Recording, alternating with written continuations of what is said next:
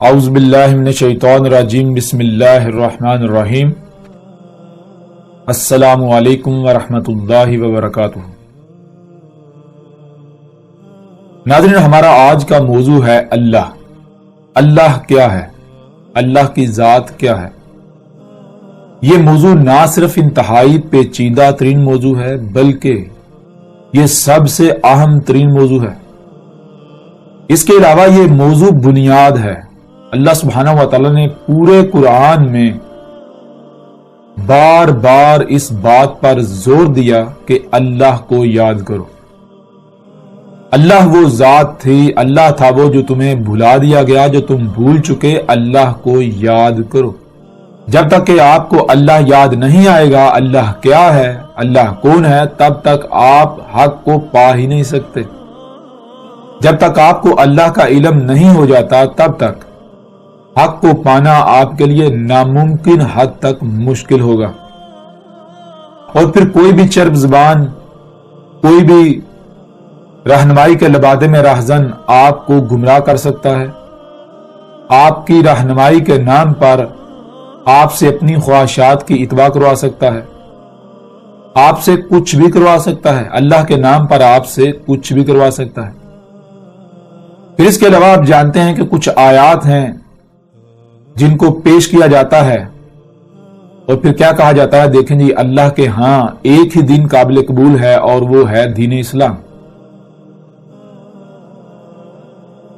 وہ آیات کون سی ہیں وہ آپ کے سامنے رکھتے ہیں، اور حقیقت کیا ہے وہ بھی ہر لحاظ سے آپ کے سامنے رکھتے ہیں۔ جیسا کہ سورہ آل عمران کی آیت نمبر 19 ہے، جس میں اللہ سبحانہ و تعالیٰ کا کہنا ہے ان الدین عند اللہ الاسلام، اور اس کا ترجمہ کچھ یوں کیا جاتا ہے جی اس میں کچھ شک نہیں، اللہ کے ہاں ایک ہی دین ہے، اور وہ کون سا دین ہے؟ وہ اسلام، دین اسلام۔ اور پھر کیا کہا جاتا ہے؟ پھر اس کی وضاحت، اس کی تشریح کچھ یوں کی جاتی ہے کہ جیسے اس وقت دنیا میں ایک دین جی ہندوازم ہے، عیسائیت ہے، یہودیت ہے، بدھزم ہے، اسی طرح ایک دین جو ہے، ایک دائرہ جو ہے اس کا نام اسلام ہے۔ یہ جو دائرہ اسلام ہے یہ وہ دین ہے کہ جو اللہ کے ہاں قابل قبول ہے۔ جو اس دائرے سے، اس دین اسلام سے باہر نکل گیا وہ کافر ہے، مرتد ہے، مشرک ہے، وہ اللہ کے ہاں قابل قبول نہیں ہے، وہ ہمیشہ ہمیشہ جہنم میں رہے گا۔ اس طرح اور آیات ہیں جیسے کہ سورہ آل عمران کی آیت نمبر 85 ہے، اس میں وَمَن يَبْتَغِ غَيْرَ الْإِسْلَامِ دِينًا فَلَن يَقْبَلَ مِنْهُ۔ پھر اس کا ترجمہ کو یوں کیا جاتا ہے کہ جو بھی اسلام کے علاوہ کوئی اور دین چاہے گا تو اللہ اس سے وہ دین قبول نہیں کرے گا۔ ایسے ہی ایک اور آیت ہے جو کہ سورہ المائدہ کی آیت نمبر 3 ہے۔ سورہ المائدہ کی آیت نمبر 3 میں اللہ سبحانہ و تعالیٰ کا کہنا ہے الَّيَوْمَ أَكْمَلْتُ لَكُمْ دِينَكُمْ وَأَتْمَمْتُ عَلَيْكُمْ نِعْمَتِي وَرَضِيتُ لَكُمُ الْإِسْلَامَ دِينًا۔ اور اس کا ترجمہ کچھ یوں کیا جاتا ہے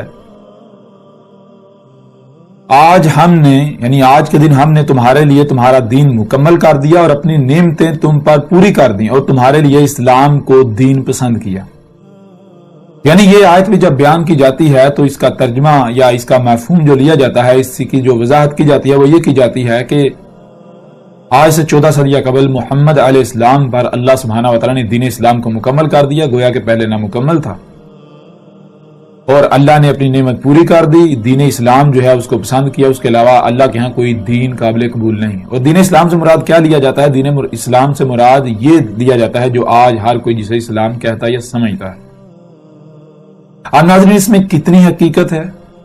آیا یہ سچ ہے، یہ حق ہے، یہ حقیقت ہے، یا پھر حقیقت اس کے بالکل برعکس ہے؟ آپ اس وقت تک ان سوالات کے جوابات نہیں جان سکتے، آپ حق کو نہیں جان سکتے جب تک کہ آپ کو یہ علم نہیں ہو جاتا کہ اللہ کیا ہے۔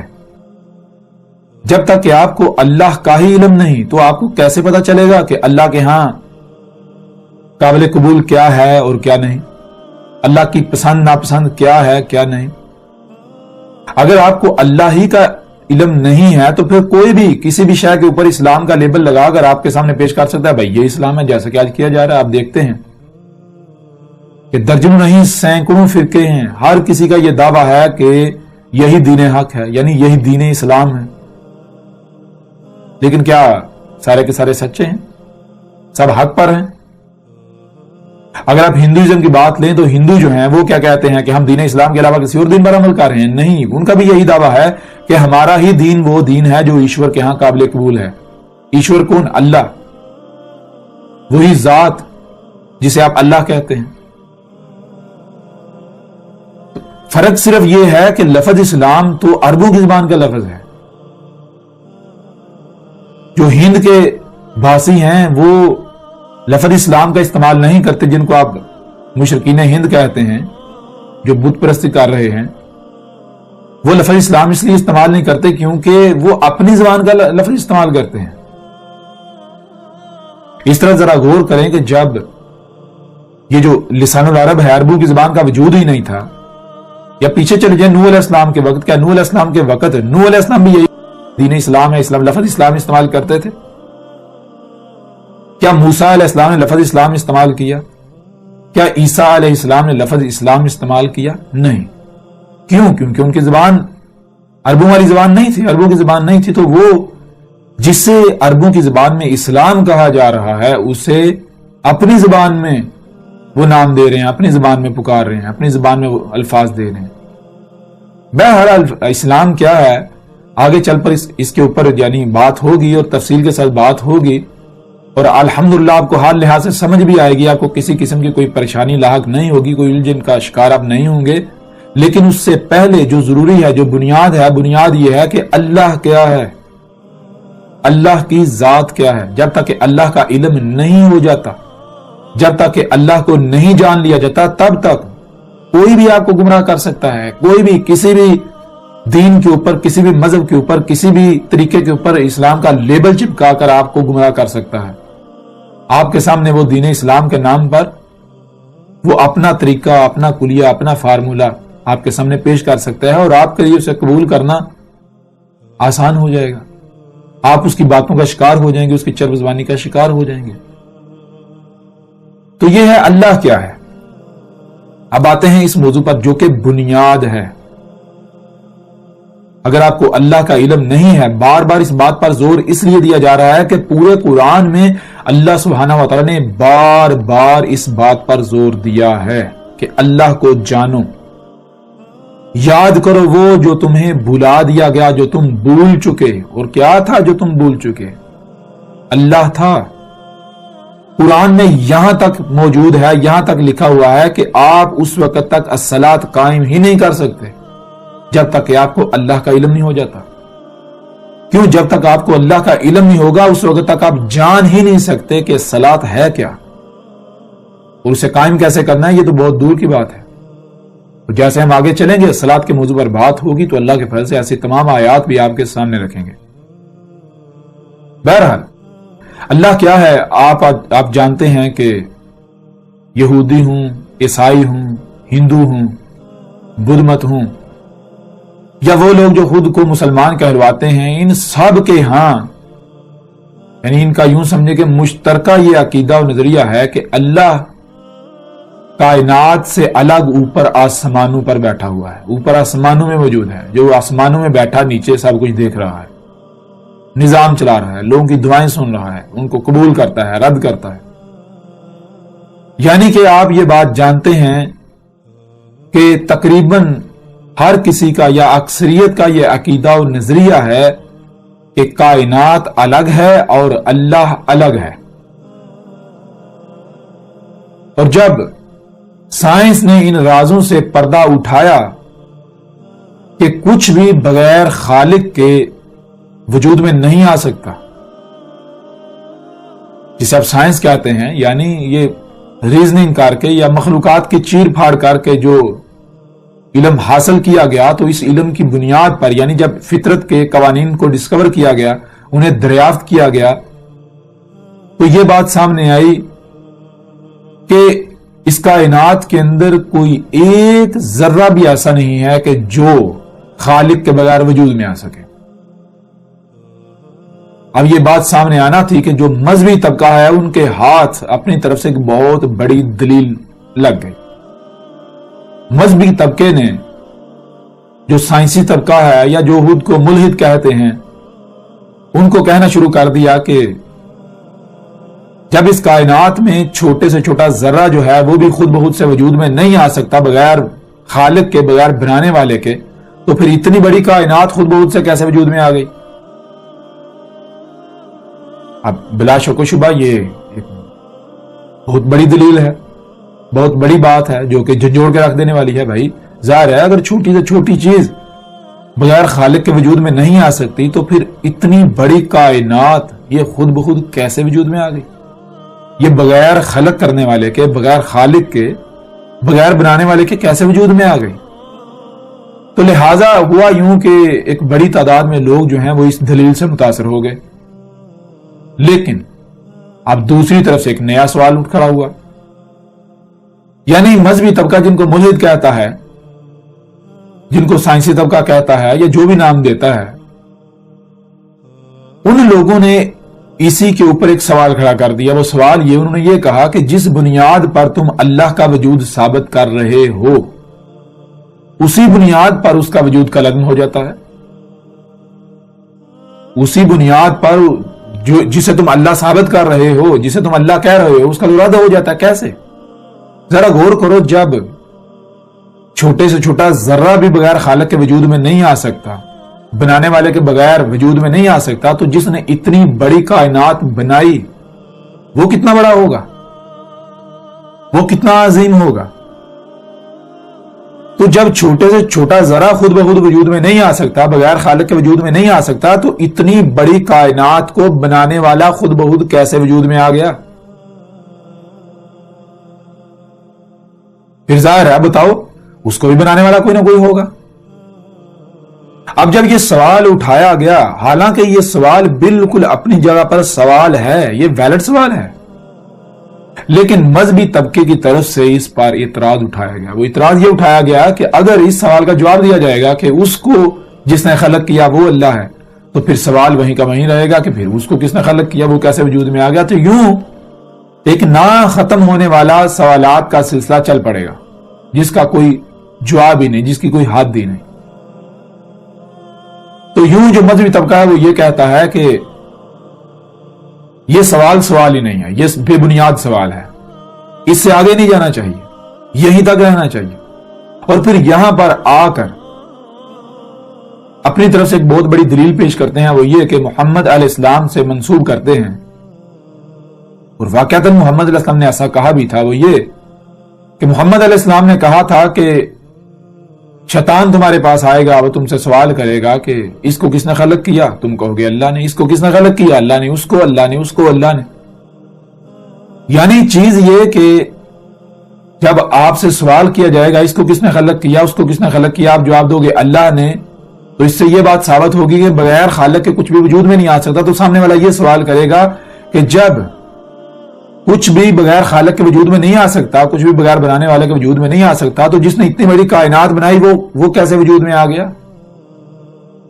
تو وہاں پر محمد علیہ السلام نے کہا اس سوال کا جواب سورہ اخلاص ہے۔ اور پھر مذہبی طبقہ کیا کرتا ہے؟ مذہبی طبقہ یہ کرتا ہے، کہتا ہے اے ملحدو دیکھو، یہی آج سے 14 صدیاں قبل محمد علیہ السلام نے کہا تھا کہ شیطان تمہارے پاس آئے گا، وہ شیطان ہوگا جو تم سے سوال کرے گا کہ اس کو کس نے خلق کیا، اس کو کس نے کیا، اس کو کس نے خلق کیا۔ جب تم جواب دو گے اللہ نے، تو کہے گا کہ جب بغیر خالق کے کچھ وجود میں نہیں آ سکتا تو پھر اللہ کو کس نے خلق کیا؟ تو محمد علیہ السلام نے کہا تھا اس کا جواب کیا؟ اس کا جواب سورہ اخلاص ہے۔ تو آؤ ہم تمہیں جواب دیتے ہیں۔ جواب کیا ہے؟ پھر آگے سے سورہ اخلاص کا ترجمہ پڑھ کے سنا دیتے ہیں۔ سورہ اخلاص کا ترجمہ پڑھ کے، ترجمہ کیا ہے مثال کے طور پر آپ کے سامنے رکھ دیتے ہیں ترجمہ بھی۔ ترجمہ کیا ہے؟ جیسا کہ اس وقت ہمارے سامنے ہے فتح محمد جالندری کا ترجمہ، اور اس میں کیا ہے؟ کہو کہ وہ ذات پاک جس کا نام اللہ ہے ایک ہے، معبود برحق جو بے نیاز ہے، نہ کسی کا باپ ہے اور نہ کسی کا بیٹا، اور کوئی اس کا ہمسر نہیں۔ اب یہ ترجمہ پڑھ کے کہہ دیا جاتا ہے ملحدو ہم نے تمہارا جواب دے دیا، ہم نے تمہارے سوال کا جواب دے دیا۔ لیکن ناظرین سوال یہ پیدا ہوتا ہے کہ جواب کہتے کسے ہیں؟ جواب تو کہتے ہیں جو سوال کو کالعدم کر دے، جو سوال کا وجود مٹا دے، جو سائل کو لاجواب کر دے، جو سائل کی زبان بند کر دے، جو سائل کی بولتی بند کر دے، اس کے پاس کوئی سوال نہ رہے، جواب تو اسے کہتے ہیں۔ اب میں آپ سے سوال کرتا ہوں، مثال کے طور پر اگر آپ سے کوئی سوال کرتا ہے، میں آپ سے سوال کرتا ہوں یا آپ مجھ سے سوال کرتے ہیں کہ بتاؤ جب چھوٹے سے چھوٹا ذرہ بغیر خالق کے وجود میں نہیں آ سکتا تو جس نے اتنی بڑی کائنات خلق کی وہ خود بخود کیسے وجود میں آ گیا؟ اور آپ میرے سامنے سورہ اخلاص کا ترجمہ پڑھ دیں یا میں آپ کے سامنے سورہ اخلاص کا اس طرح ترجمہ پڑھ دوں تو کیا آپ کا سوال ختم ہو جائے گا؟ یا پھر آپ کا سوال تو وہیں کا وہیں رہے گا؟ جب سوال وہیں کا وہیں ہے، سوال ختم نہیں ہوا تو اس کا جواب کہیں گے یا جہالت کہیں گے؟ جواب تو نہ ہوا پھر۔ اور اگر محمد علیہ السلام یہ کہہ رہے ہیں کہ اس سوال کا جواب سورہ اخلاص ہے تو پھر ہے، کیوں؟ محمد علیہ السلام جھوٹے نہیں ہو سکتے۔ اگر ہم مانتے ہیں کہ وہ اللہ کے رسول تھے، اللہ کے بھیجے ہوئے تھے، تو بلا شک و شبہ سورہ اخلاص جو ہے وہ اس سوال کا جواب ہے۔ لیکن اگر آپ ترجمہ پڑھتے ہیں اور سوال ختم نہیں ہوتا، یہ جواب ثابت نہیں ہوتا، تو اس کا مطلب کیا ہے؟ جو آپ پڑھ رہے ہیں وہ آپ محمد علیہ السلام سے منسوب کر کے یا قرآن سے منسوب کر کے جھوٹ بول رہے ہیں، آپ اللہ پر افطرا کر رہے ہیں۔ پیچھے عربی جو لسان العرب کے اندر ہے، عربوں کی زبان کے اندر ایسا کچھ بھی نہیں لکھا ہوا جو آپ ترجمے کی صورت میں پڑھ رہے ہیں۔ اگر وہی آپ پڑھ رہے ہوں، وہی آپ بول رہے ہوں جو عربی کے اندر ہے، جو اصل متن ہے، تو پھر سوال کو تو ختم ہو جانا چاہیے تھا۔ لیکن آپ ذرا غور کریں کہ آج تک ایسا ہوا کہ کوئی بھی ملحد آپ سے سوال کرتا ہے، کوئی بھی شخص آپ سے یہ سوال کرتا ہے تو آپ اس کے سامنے سورہ اخلاص کا ترجمہ پڑھیں یا سورہ اخلاص پڑھیں اور اس کا سوال ختم ہو گیا ہو؟ کیا آج تک ایسا ہوا؟ نہیں ہوا۔ آج ہم آپ پر واضح کریں گے کہ محمد علیہ السلام نے سچ کہا تھا، اور آج تک جو دجل اور دھوکے سے کام لیا جاتا رہا، تراجم کے نام پر جو قرآن سے کھلواڑ کیا گیا، اس کی حقیقت بھی آپ کے سامنے آ جائے گی۔ اور الحمدللہ اللہ کے فضل سے ہر لحاظ سے بالکل کھل کر آپ کے اوپر واضح ہو جائے گا کہ اللہ کیا ہے۔ اور وہ یہ جو سوال ہے کہ جب چھوٹے سے چھوٹا ذرہ بھی خود سے وجود میں نہیں آ سکتا بغیر خالق کے، بغیر بنانے والے کے، تو جس نے اتنی بڑی کائنات خلق کی وہ خود کیسے وجود میں آ گیا؟ یہ سوال اور اس کے علاوہ جتنے بھی سوالات ہیں، یہ تمام کے تمام سوالات مٹ جائیں گے۔ دنیا کی کوئی طاقت اعتراض نہیں اٹھا سکے گی، کوئی سوال نہیں اٹھا سکے گی۔ حقیقت اس طرح بالکل کھل کر سامنے آ جائے گی۔ تو اب آتے ہیں سورہ اخلاص کی طرف۔ سورہ اخلاص کی پہلی آیت ہے قل هو اللہ احد۔ مجموعی طور پر یہ ہمیں 4 الفاظ نظر آ رہے ہیں، اور یہ جو 4 الفاظ ہیں یہ بنیادی طور پر 4 الفاظ نہیں ہیں، ان میں ایک تو لفظ ہے اور 3 جملے ہیں۔ اور اگر بات کو سمجھنا ہے تو سب سے بہترین طریقہ یہ ہے کہ جو جملے ہیں ان کو توڑ کر الفاظ میں تقسیم کر لیں، تو کہیں پر بھی کوئی اعتراض نہیں اٹھا سکے گا بھائی آپ نے اس لفظ کا ترجمہ کیا، ترجمانی کیا بیان کر دیا، اس سے مراد کیا لیا۔ کیونکہ جب آپ جملوں کو توڑ کے الفاظ کو الگ الگ کریں گے تو ورڈ بائی ورڈ دیکھ لیں، حقیقت آپ کے سامنے آ جائے گی، کوئی اعتراض کر نہیں سکتا۔ بہرحال تو پہلی آیت ہے قل هو اللہ احد، قل هو اللہ احد۔ 4 الفاظ ہمیں نظر آ رہے ہیں۔ پہلا ہے قل، قل کسے کہتے ہیں؟ کہہ۔ اب سب سے پہلا سوال تو یہ پیدا ہوتا ہے کہ یہ کون کہہ رہا ہے کہہ؟ راجم اٹھا کے دیکھ لیں، یہ کہا جا رہا ہے جی اللہ کہہ رہا ہے کہ کہو، کہہ، کیا کہہ؟ جی اللہ ایک ہے۔ میں آپ سے سوال کرتا ہوں کہ کیا آپ جانتے ہیں اللہ کیا ہے؟ جب آپ کو علم ہی نہیں اللہ کیا ہے تو آپ کیسے کہہ سکتے ہیں کہ آپ کو اللہ کہہ رہا ہے کہ کہہ؟ اور اگر آپ یہ کہیں کہ قرآن میں لکھا ہوا ہے، قرآن اللہ کا کلام ہے، ہم مانتے ہیں، تو کیا پوری دنیا مانتی ہے؟ کیا پوری دنیا کے لیے یہ دلیل ہے؟ نہیں۔ اگر آپ کو کوئی کہہ رہا ہے کہ کہہ وہ اللہ ایک ہے تو اس کا مطلب کون کہہ رہا ہے؟ یہ اللہ تو نہیں کہہ رہا، یہ تو مولوی آپ کو کہہ رہا ہے، جو سامنے آپ کو بیٹھا ہوا وہ کہہ رہا ہے۔ کیونکہ جب آپ کو علم ہی نہیں اللہ کہہ تو آپ کیسے کہہ سکتے ہیں جی مجھے اللہ کہہ رہا ہے کہ؟ بہرحال چیز یہ ہے کہ کل کہہ، کون کہہ رہا ہے کہ؟ واقعتا اللہ ہی کہہ رہا ہے کہ، لیکن کیسے اللہ کہہ رہا ہے؟ جیسے اللہ کا قانون ہے۔ اب یہ کسی کو علم نہیں۔ اللہ کا قانون کیا ہے؟ اللہ کا قانون یہ ہے کہ اللہ سبحانہ وتعالی نے بار بار یہ کہا غور و فکر کرو، غور و فکر کرو، غور و فکر کرو، غور و فکر کرو، غور و فکر کرو۔ جب آپ غور و فکر کریں گے تو آپ یہ کہنے پر مجبور ہو جائیں گے ہوا اللہ احد۔ آپ یہ کہنے پر مجبور ہو جائیں گے. یہ ہے اللہ کا کہنا. اس طرح اللہ کہہ رہا ہے کہو. کہنا پڑے گا آپ کو. کیا کہنا پڑے گا؟ ہوا. اللہ ہوا جو ہے وہ کیا ہے؟ اللہ اللہ ہے. اب ہوا کیا ہے؟ اب یہاں سب سے پہلا سوال یہ ہے کہ ہوا کیا ہے. جب تک ہوا کو نہیں جان لیتے اب آگے جا نہیں سکتے. کیوں ہوا کو اللہ کہا جا رہا ہے؟ ہوا کیا ہے؟ ہوا اللہ ہے. اب سوال یہ پتا تھا ہوا کیا ہے. ترجمہ کو ڈال دیکھیں تو ترجمے کے اندر لکھا ہوا ہوا کا ترجمہ وہ لکھا ہوا ہے. اب میں سوال کرتا ہوں دنیا کے کسی مترجم سے, کسی عالم سے, یہ میں چیلنج کرتا ہوں کہ ہوا کا ترجمہ وہ ثابت کر کے دکھائیں, وہ کر کے دکھائیں. کیسے انہوں نے کر دیا؟ کیونکہ آپ خود غور کریں, ہوا جو ہے دو الفاظ کا مجموعہ ہے, مرکب ہے. ہوا ایک لفظ نہیں ہے, ہوا جملہ ہے, دو الفاظ کا مجموعہ ہے. دونوں لفظ ایک ایک حرف پر مشتمل ہیں. ان میں پہلا لفظ جو ہے وہ گول والی ہے اور دوسرا واؤ ہے. پہلا گول والی ہے اور دوسرا واؤ. اب سب سے پہلے ہمیں یہ جاننا ہے کہ گول والی ہے جو ہے اس کے معنی کیا ہے اور واؤ کے معنی کیا ہے. اور گول والی ہے جو ہے وہ استعمال ہوتی ہے کسی بھی شے کی طرف اشارے کے لیے. گول والی ہے کسی بھی شے کی طرف اشارے کے لیے استعمال ہوتی ہے. اب جب کسی شے کی طرف اشارہ کیا جاتا ہے تو سوال یہ پیدا ہوتا ہے کہ کس شے کی طرف اشارہ کیا جا رہا ہے. کیوں؟ کیونکہ اشیاء تو غائب بھی ہیں اور حاضر بھی ہیں. آیا کہ غائب کی طرف اشارہ کیا جا رہا ہے یا پھر حاضر کی طرف؟ یہ واضح کرنا پڑے گا. پھر غائب دو ہیں, ایک ماضی ہے ایک مستقبل ہے. ماضی بھی غائب, مستقبل بھی غائب. جو حاضر ہے وہ کیا ہے؟ حال. حال جو ہے وہ حاضر ہے.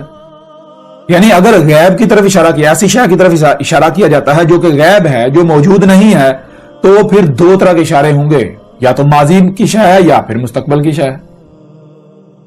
تو یہ گول والی ہے جو ہے, جو اعراب ہیں وہ کیا ہیں؟ اگر سب سے پہلے یہاں پر اعراب کو سمجھ لیں, آگے جانا آپ کے لیے بالکل آسان ہو جائے گا. آپ ایسا کریں کہ ایک لائن لگائیں, یہاں سے ترچھی جیسے ڈلوان ہوتی ہے, یہاں سے ایسے لائن لگائیں. وہ لائن اوپر سے ایسے نیچے آ رہی ہے, یہاں سے گول چکر کھا کے پھر نیچے سے پھر آگے جا رہی ہے. یہ کیا ہے؟ یہ لائن ادھر سے چلتی آ رہی, یہاں سے گول چکر پھر نیچے سے آگے جا رہی. یہ کیا ہے؟ اس کو کہتے ہیں وقت کی لائن, وقت کی پٹی, وقت. یہ کیا ہے؟ یہ ہے وقت.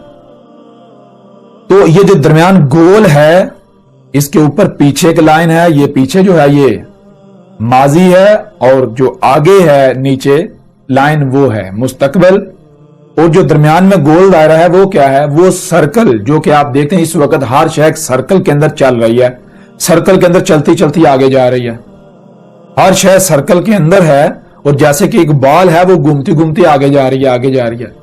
تو یہ ہے وہ گول والی ہے جو اشیاء کی طرف اشارہ کر رہی ہے. اشیاء ہیں. تو یہ اب ان تینوں کو الگ الگ کریں, الگ کریں گے, توڑیں گے, تو جو پیچھے والی لائن ہے وہ الگ کریں گے, وہ زبر بن جائے گی. جو آگے والی لائن ہے اسے الگ کریں گے, وہ مستقبل بن جائے گا, آنے والا وقت, پیچھے گزرا ہوا وقت, زبر اور زیر. اور جو درمیان میں گول دائرہ ہے وہ اشارہ ہے اشیاء کی طرف. اب سوال یہ پیدا ہوتا ہے کہ کس شے کی طرف اشارہ ہے؟ غور کیجئے گا. اگر تو موجود شے کی طرف اشارہ ہے تو پھر کیا کیا جائے گا؟ شے جو سرکل کے اندر ہے اور اس کے بعد آگے جائے گی, تو گول والی ہے کے نیچے زیر جوڑی جائے گی تو وہ بن جائے گی پیش. پیش کے معنی بنیں گے کہ وہ شے جو موجود ہے, موجود حال کا صیغہ بنا دے گی پیش. اور واؤ جو ہے جب کسی لفظ کے آخر میں یعنی وہ جڑتا ہے تو وہ بھی حال کا صیغہ بنا دیتا ہے, واؤ اور پیش. زبر اور الف, زیر اور یہ کیا کرتے ہیں؟ زبر اور الف ماضی کا صیغہ بنا دیتے ہیں, ماضی کے وقت کی بات کرتے ہیں. واؤ اور پیش حال کی بات کرتے ہیں, اور جو زیر اور یہ ہے وہ مستقبل کی بات کرتے ہیں, مستقبل کا صیغہ بنا دیتے ہیں. اب ذرا غور کیجئے گا, زیر کسے کہتے ہیں؟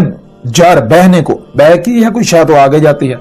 اب کسی لفظ کے نیچے دو زیریں آ جائیں تو اس کا مطلب ہوتا ہے جتنا وہ شے آگے سے آگے جا سکتی ہے, جتنا اس میں پھیلاؤ آ سکتا ہے. یعنی کیا معنی بنے گا؟ مثال کے طور پر لفظ رسول ہے, رسول کے نام کے نیچے دو زیریں لگا دی تو اس کا مطلب ہے جتنے بھی رسول ہو سکتے ہیں. یہ بن جائے گا جمع کا صیغہ, کل رسول. لفظ نبی ہے, اس کے نیچے دو زیریں لگا دیں, یہ بن جائے گا جمع کا صیغہ, جتنے بھی رسول ہو سکتے ہیں. اور اگر آپ دو زبریں لگائیں گے تو اس کے لیے سب سے پہلے آپ کو روک لگانی پڑے گی، کیونکہ زبر ماضی میں لے کے جاتی ہے، دو زبریں جتنا پیچھے سے پیچھے جا سکتے ہیں، جتنا پیچھے سے پیچھے جا سکتے ہیں، تو سب سے پہلے کیا کرنا ہے، روک لگانی پڑے گی۔ یہ عربی کا اصول ہے کہ جہاں بھی دو زبریں استعمال ہوگی وہاں الف لازم استعمال ہوگا۔ کیوں؟ کیونکہ الف جو ہے پہلے رکاوٹ لگاتا ہے، بھائی اس سے پیچھے جانا ہے، آگے نہیں، یہاں سے پیچھے جانا ہے، پیچھے، پیچھے سے پیچھے، پیچھے سے پیچھے، پیچھے سے پیچھے، پیچھے سے پیچھے، جتنا پیچھے جا سکتے ہیں۔ جیسے لفظ رسولا، رسول کی لام کے اوپر جب دو زبریں آئیں گی تو ساتھ الف لگا جائے۔ الف کا مطلب کیا؟ اب یہاں سے اپنے پیچھے جانا ہے، کتنا پیچھے؟ دو زبریں آئیں گی تو جتنا پیچھے جا سکتے ہیں، تو جتنا پیچھے جائیں گے کتنا جائیں گے؟ رسول کم سے کم ہوتے ہیں، کم سے کم ہوتا کم سے کم ایک رسول ہے، تو رسولہ یا رسولن اس کا معنی کیا بنے گا؟ ایک رسول، یعنی دو زبریں آئیں گی تو جتنا پیچھے سے پیچھے جا سکتے ہیں، شے کو سکیڑا جا سکتا ہے، پیچھے لے جا سکتا ہے۔ اگر دو زیریں آئیں گی تو جتنا پھیلاؤ آ سکتا ہے، زبر آئے گی ماضی کا صیغہ، زیر آئے گی مستقبل، اور گول والی ہے کے ساتھ زیر جڑ جائے گی جو کہ پیش بن جائے گی، یہ بن جائے گا حال۔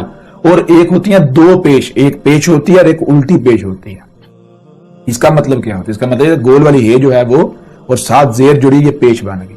گول والی ہے جو ہے یہ اشارہ کریے شے، اور آگے زیر جو ساتھ جڑی پیش بن گئی، تو شے کون سی شے؟ وہ شے جو آگے جا رہی ہے، اور کہاں تک آگے جا رہی ہے؟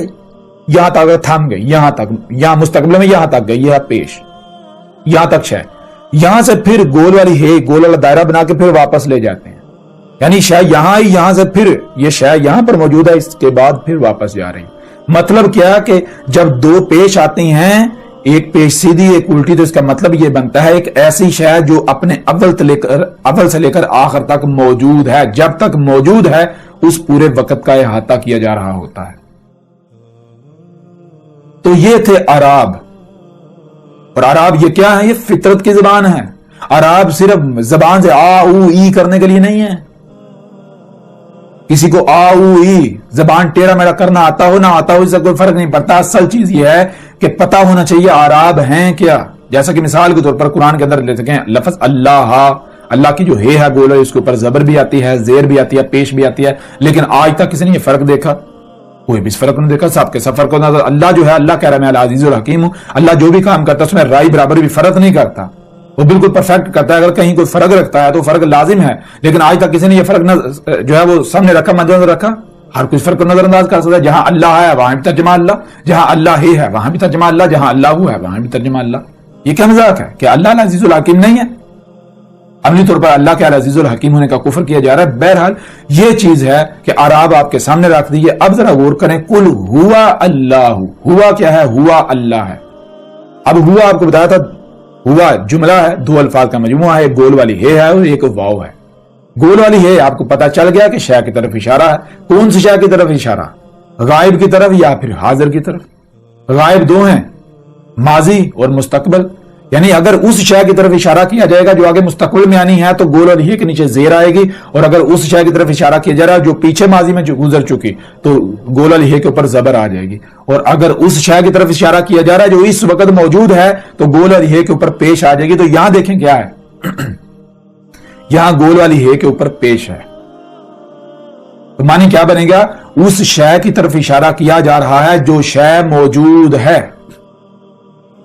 اب آپ ذرا غور کریں کہ آپ کو اپنے ارد گرد کچھ بھی موجود نظر آ رہا ہے؟ کچھ موجود ہے؟ جب آپ دیکھیں گے تو آپ کو بہت کچھ نظر آئے گا۔ مثال کے طور پر آپ کو درخت نظر آئیں گے۔ اب سوال یہ پیدا ہوتا ہے کیا درخت اللہ ہے؟ نہیں، آگے اس سوال کا جواب دیا جائے واو، واو کا معنی کیا ہے؟ اور واو کے اوپر زبر ہے۔ زبر کیا کرتی ہے؟ آپ کو پہلے بتا دیا، ماضی کا صیغہ بنا دیتی ہے۔ تو اب ہوا کے معنی کیا بنیں گے؟ کہ جو موجود ہے، جو کچھ بھی موجود ہے، غور کرو اس میں، دیکھو کیا موجود ہے۔ جو موجود ہے اور کرتے جاؤ، درخت اور چرند اور پرند اور سمندر اور پہاڑ اور زمین اور چاند اور سورج اور ستارے، یعنی اور کرتے جاؤ جب تک کہ اور واو جو ہے اور ماضی کا صیغہ نہیں بن جاتا، ماضی میں نہیں چلا جاتا۔ جب اور ختم ہو کر ماضی میں چلا جائے گا اور مٹ جائے گا تو جو وجود سامنے آئے گا وہ کیا ہے؟ اللہ، اللہ ہے، اللہ کی ہے پر پیش ہے جو کہ حال کا صیغہ بنا رہی ہے۔ اس کا معنی بنے گا اللہ، اس کا معنی بنے گا اللہ ہے۔ کل ذرا غور کریں، اللہ سبحانہ وتعالی نے بار بار غور و فکر کا حکم دیا.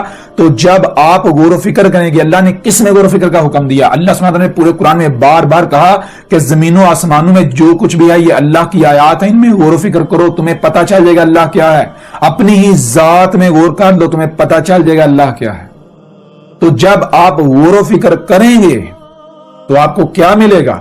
آپ کسی ایک مخلوق میں بھی غور کریں گے تو وہ مخلوق آگے دوسری مخلوق کی طرف لے جائے گی، وہ اگلی کی طرف لے جائے گی، وہ اگلی کی طرف لے جائے گی. کیوں کہ یہ کائنات، یہ وجود بالکل ایسے ہے جیسے ایک مشین کے اندر پرزے ہوتے ہیں جو ہر پرزہ دوسرے کے ساتھ ربط قائم ہوتا ہے. جیسے آپ کے جسم کے اندر مثال کے طور پر پورا جسم چھپا دیا، جیسے ناخن ننگا ہے تو ناخن میں غور کیا جائے گا، اس کے پیچھے پڑا جائے گا تو آگے یہ پور آ جائے گی، اس کے آگے یعنی کہ دوسری پور، اس کے آگے پوری انگلی آ جائے گی، اس طرح ہتھیلی آ جائے گی، پورا ہاتھ آ جائے گا، آگے بازو آ جائے گا. یہ اور کرتے کرتے کرتے ایک وقت آئے گا کہ اور ختم ہو جائے گا اور پورا وجود. تو یہ ہے جب آپ زمین و آسمانوں میں غور کریں گے، تفکر کریں گے، سوچ و بچار کریں گے، غور و فکر کریں گے تو یہ اور ہوتا جائے گا. وہ جو موجود ہے اور ہوا ہوتا جائے گا، اور درخت اور چرند اور پرند اس طرح آپ آگے بڑھتے جائیں گے، اور کرتے جائیں گے، اور جب کرتے جائیں گے ایک وقت آئے گا اور ختم ہو جائے گا. تو جب اور ختم ہو جائے اور ماضی میں چلا جائے تو جو وجود سامنے آئے گا وہ کیا ہے؟ اللہ اللہ ہے. اب یہاں سوال یہ پیدا ہوتا ہے کہ اللہ کیا، اس کا مطلب یہ درخت بھی اللہ، سمندر بھی اللہ، پہاڑ بھی اللہ، وہ بھی اللہ، وہ بھی اللہ، وہ بھی اللہ. کہ اللہ کہتا ہے نہیں، اس کا جواب یہ نہیں ہے، اس کا مطلب یہ نہیں ہے. کیا ہے جواب؟ یہ ہے احدن. احد کی دال کے اوپر دو پیش ہیں، ایک پیش سیدھی اور ایک الٹی، اور آپ کو بتا دیں اس کا معنی کیا ہے، مطلب کیا ہے اس کا، ذرا غور کیجئے گا. سب سے پہلے تو احد کیا ہے؟ احد دو الفاظ کا مجموعہ ہے، مرکب جملہ ہے. شروع میں الف ہے اور آگے حد ہے. الف شروع میں آئے، عربی کا اصول ہے کہ وہ سوالیہ بنا دیتا ہے. مثال کے طور پر اگر آپ پڑھتے ہیں اللہ اکبر تو اس کا معنی کیا ہے؟ اللہ اللہ ہے، یہاں سوال یہ پیدا ہے اللہ کیا ہے، آگے ہے اکبر، کابرہ کے پیچھے الف ہے. الف سوالیہ بناتا ہے، کابرہ کا معنی ہے بڑا، تو اکبر کے معنی بنتے ہیں کیا ہے بڑا، کیا ہے بڑا. تو جو بڑا ثابت ہو جائے وہ اللہ ہے. بہت آسان ہے. بالکل اسی طرح احد، حد ہے اور پیچھے الف ہے، الف سوالیہ بنا دیتا ہے اور آگے حد ہے. حد کسے کہتے ہیں؟ حد کہتے ہیں جس سے آگے کچھ ہے ہی نہیں، جس سے آگے جائے نہیں جا سکتا، جس کے آگے جانا ناممکن ہے، آگے آپ جا ہی نہیں سکتے. تو احد، احد کے معنی کیا ہے؟ وہ جس کے آگے آپ جا ہی نہیں سکتے. یعنی آپ اور کرتے جاؤ، اور کرتے جاؤ، جب حد آ جائے آگے آپ جا ہی نہ سکیں تو وہ کیا ہو؟ ایک ہی وجود. احد ایک ہی، اور کچھ ہے ہی نہیں. جیسے آپ اپنی ہی ذات میں غور کریں، مثال کے طور پر اگر آپ کا نام عمران ہے تو کیا ناخن کو عمران کہا جائے گا؟ نہیں. اگر پورا جسم چھپا دیا جائے، ناخن ننگا رہے تو یہ ناخن، اسے کہا تو ناخن جائے گا، لیکن یہ ناخن عمران کی آیت ہے. یہ ناخن عمران ہی کا وجود نظر آ رہا ہے. اور جب آپ اس کے پیچھے پڑیں گے تو یہ اور ہوتا جائے گا، ناخن اور انگلی اور ہتھیلی یعنی اور ہاتھ پورا اور بازو، اور اس طرح اور کرتے کرتے جب اور ختم ہو جائے گا تو پھر پورا وجود سامنے آ جائے گا. پورے وجود کو کیا کہا جائے گا؟ عمران. پورے جب اور ختم ہو جائے گا تو تمام اعضاء جو ہیں، تمام حصے جو ہیں، عضو جو ہیں، مخلوقات جو ہیں، ان کو جب ایک وجود کے طور پر دیکھا جائے گا تو وہ عمران ہے. بالکل ایسا ہی. اس کا مطلب یہ نہیں ہے کہ درخت بھی اللہ، چرند بھی اللہ، پرند بھی اللہ، یہ بھی اللہ نہیں. یہ درخت ہے، سمندر ہے اور پہاڑ ہے، اور کرتے جاؤ. جب اور ختم ہو جائے گا تو جب اور ختم ہو جائے تو جو وجود سامنے آئے گا وہ ایک ہی وجود سامنے آئے گا. اور جو وجود سامنے آئے گا وہ کون ہے؟ وہ اللہ ہے. تو مطلب کیا ہوا؟ مطلب یہ ہے کہ جو کچھ بھی آپ کو نظر آ رہا ہے یہ اللہ ہی کا وجود نظر آ رہا ہے.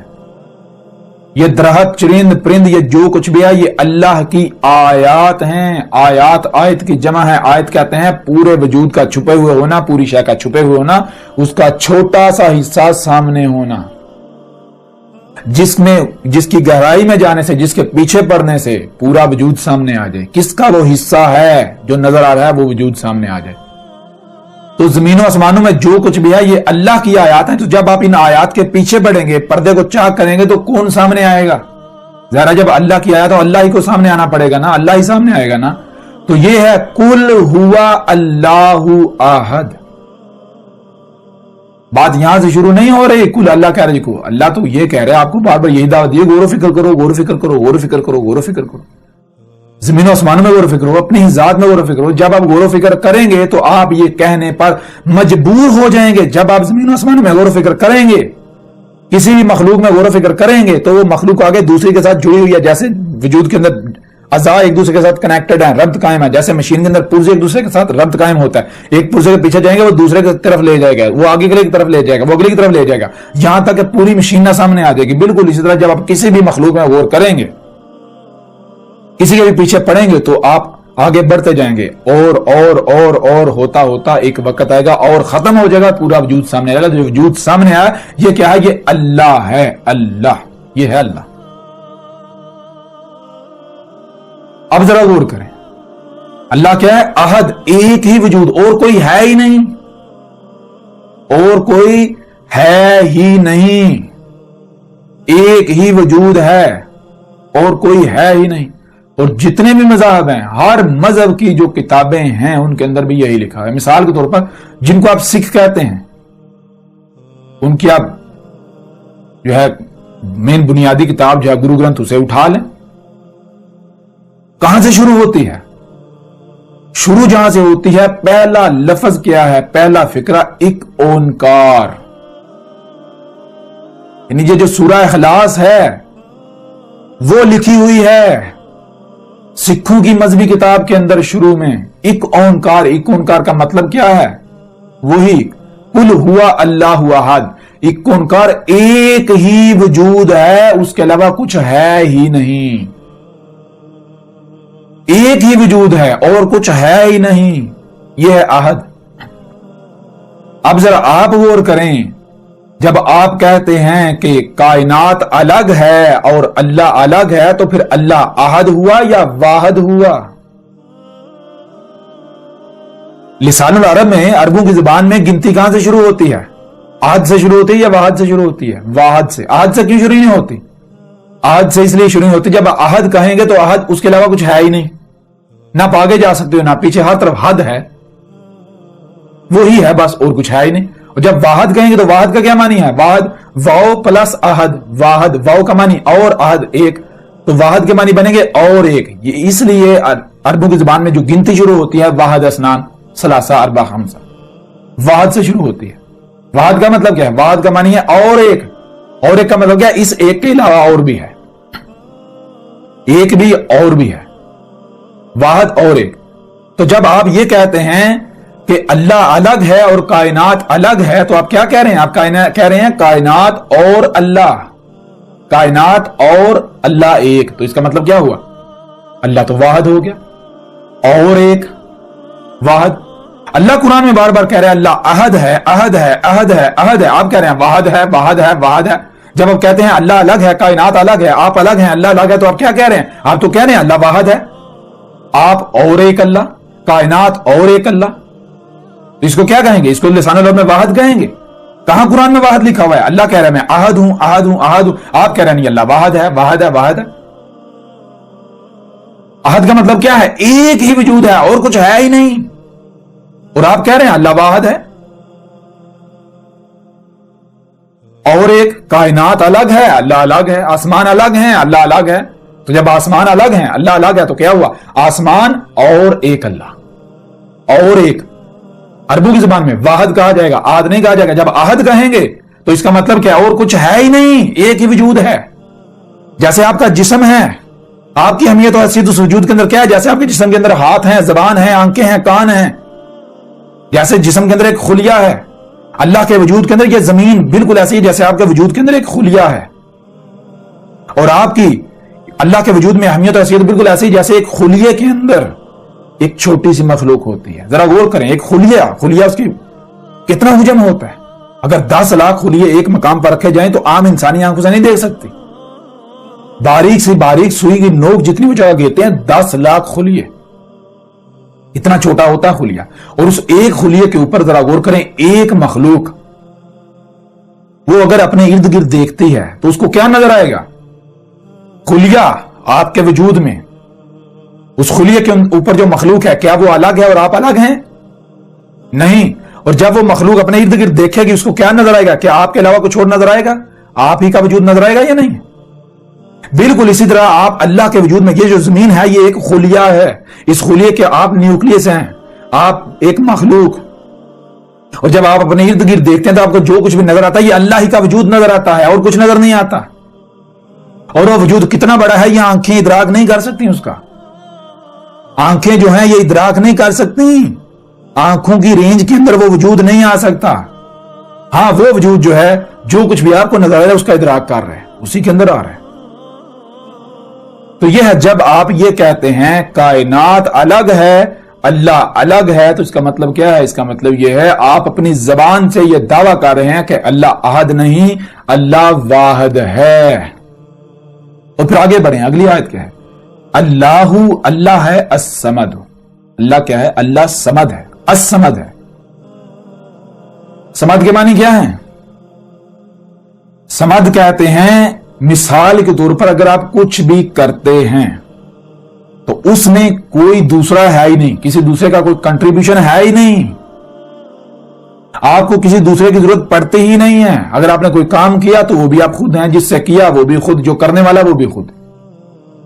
یہ ہے الصمد. آپ ذرا غور کریں کہ اللہ الگ ہے کائنات الگ ہے, تو کائنات بنانے کے لیے اللہ کائنات کا محتاج ہوا یا نہیں؟ اللہ صمد کیسے ہو سکتا ہے؟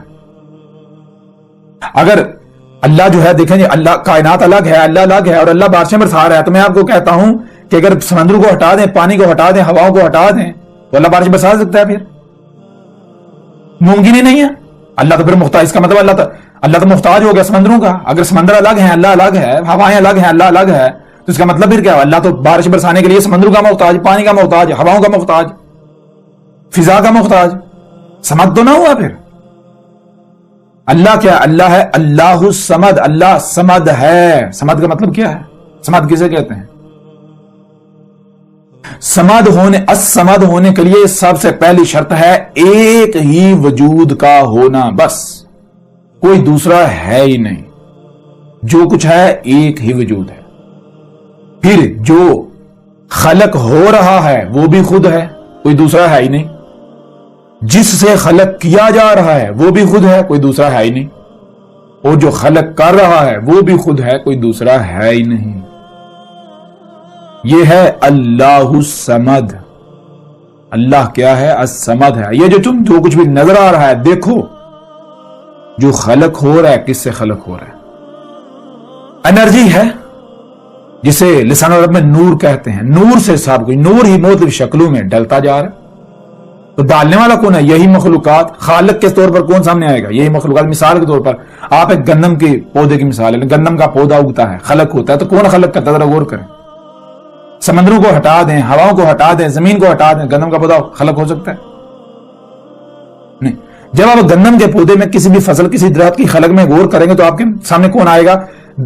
یہی زمین آئے گی, مخلوقات آئیں گی, سمندر آئے گا, ہوائیں آئیں گی, فضا آئے گی. یہی مخلوقات آپ کے سامنے آئیں گے جس سے خلق ہو رہا ہے. یہی میٹیریل, یہی مخلوقات. آپ مخلوقات کا مجموعہ خالق کی صورت میں آپ کے سامنے آئے گا. خالق بھی مخلوقات جو خلق ہو رہے ہیں, یعنی کہ یہی وہی ذات ہی آپ کو ہر صورت نظر آئے گی. آپ اپنی ہی تخلیق میں غور کریں, آپ کی تخلیق کیسے ہوئی. آپ کی تخلیق کے پیچھے یہی مخلوقات سامنے آئیں گی خالق کے طور پر.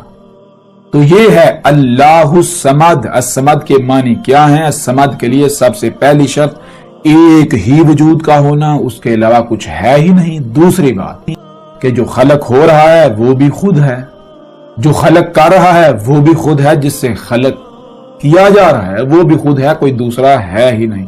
یہ ہے اللہ الصمد. اور اگلی آیت دیکھیں, لم یلد ولم یولد. لم یلد, لم ہرگز نہیں, بالکل نہیں. کیا نہیں؟ یلد. یلد کے معنی کیا ہے؟ لد کسے کہتے ہیں پہلے یہ جانیں. لد کہتے ہیں لسان عرب کے اندر ایک وجود کا دوسرے وجود سے الگ ہونا، ایک وجود کا دوسرے وجود سے الگ ہونا،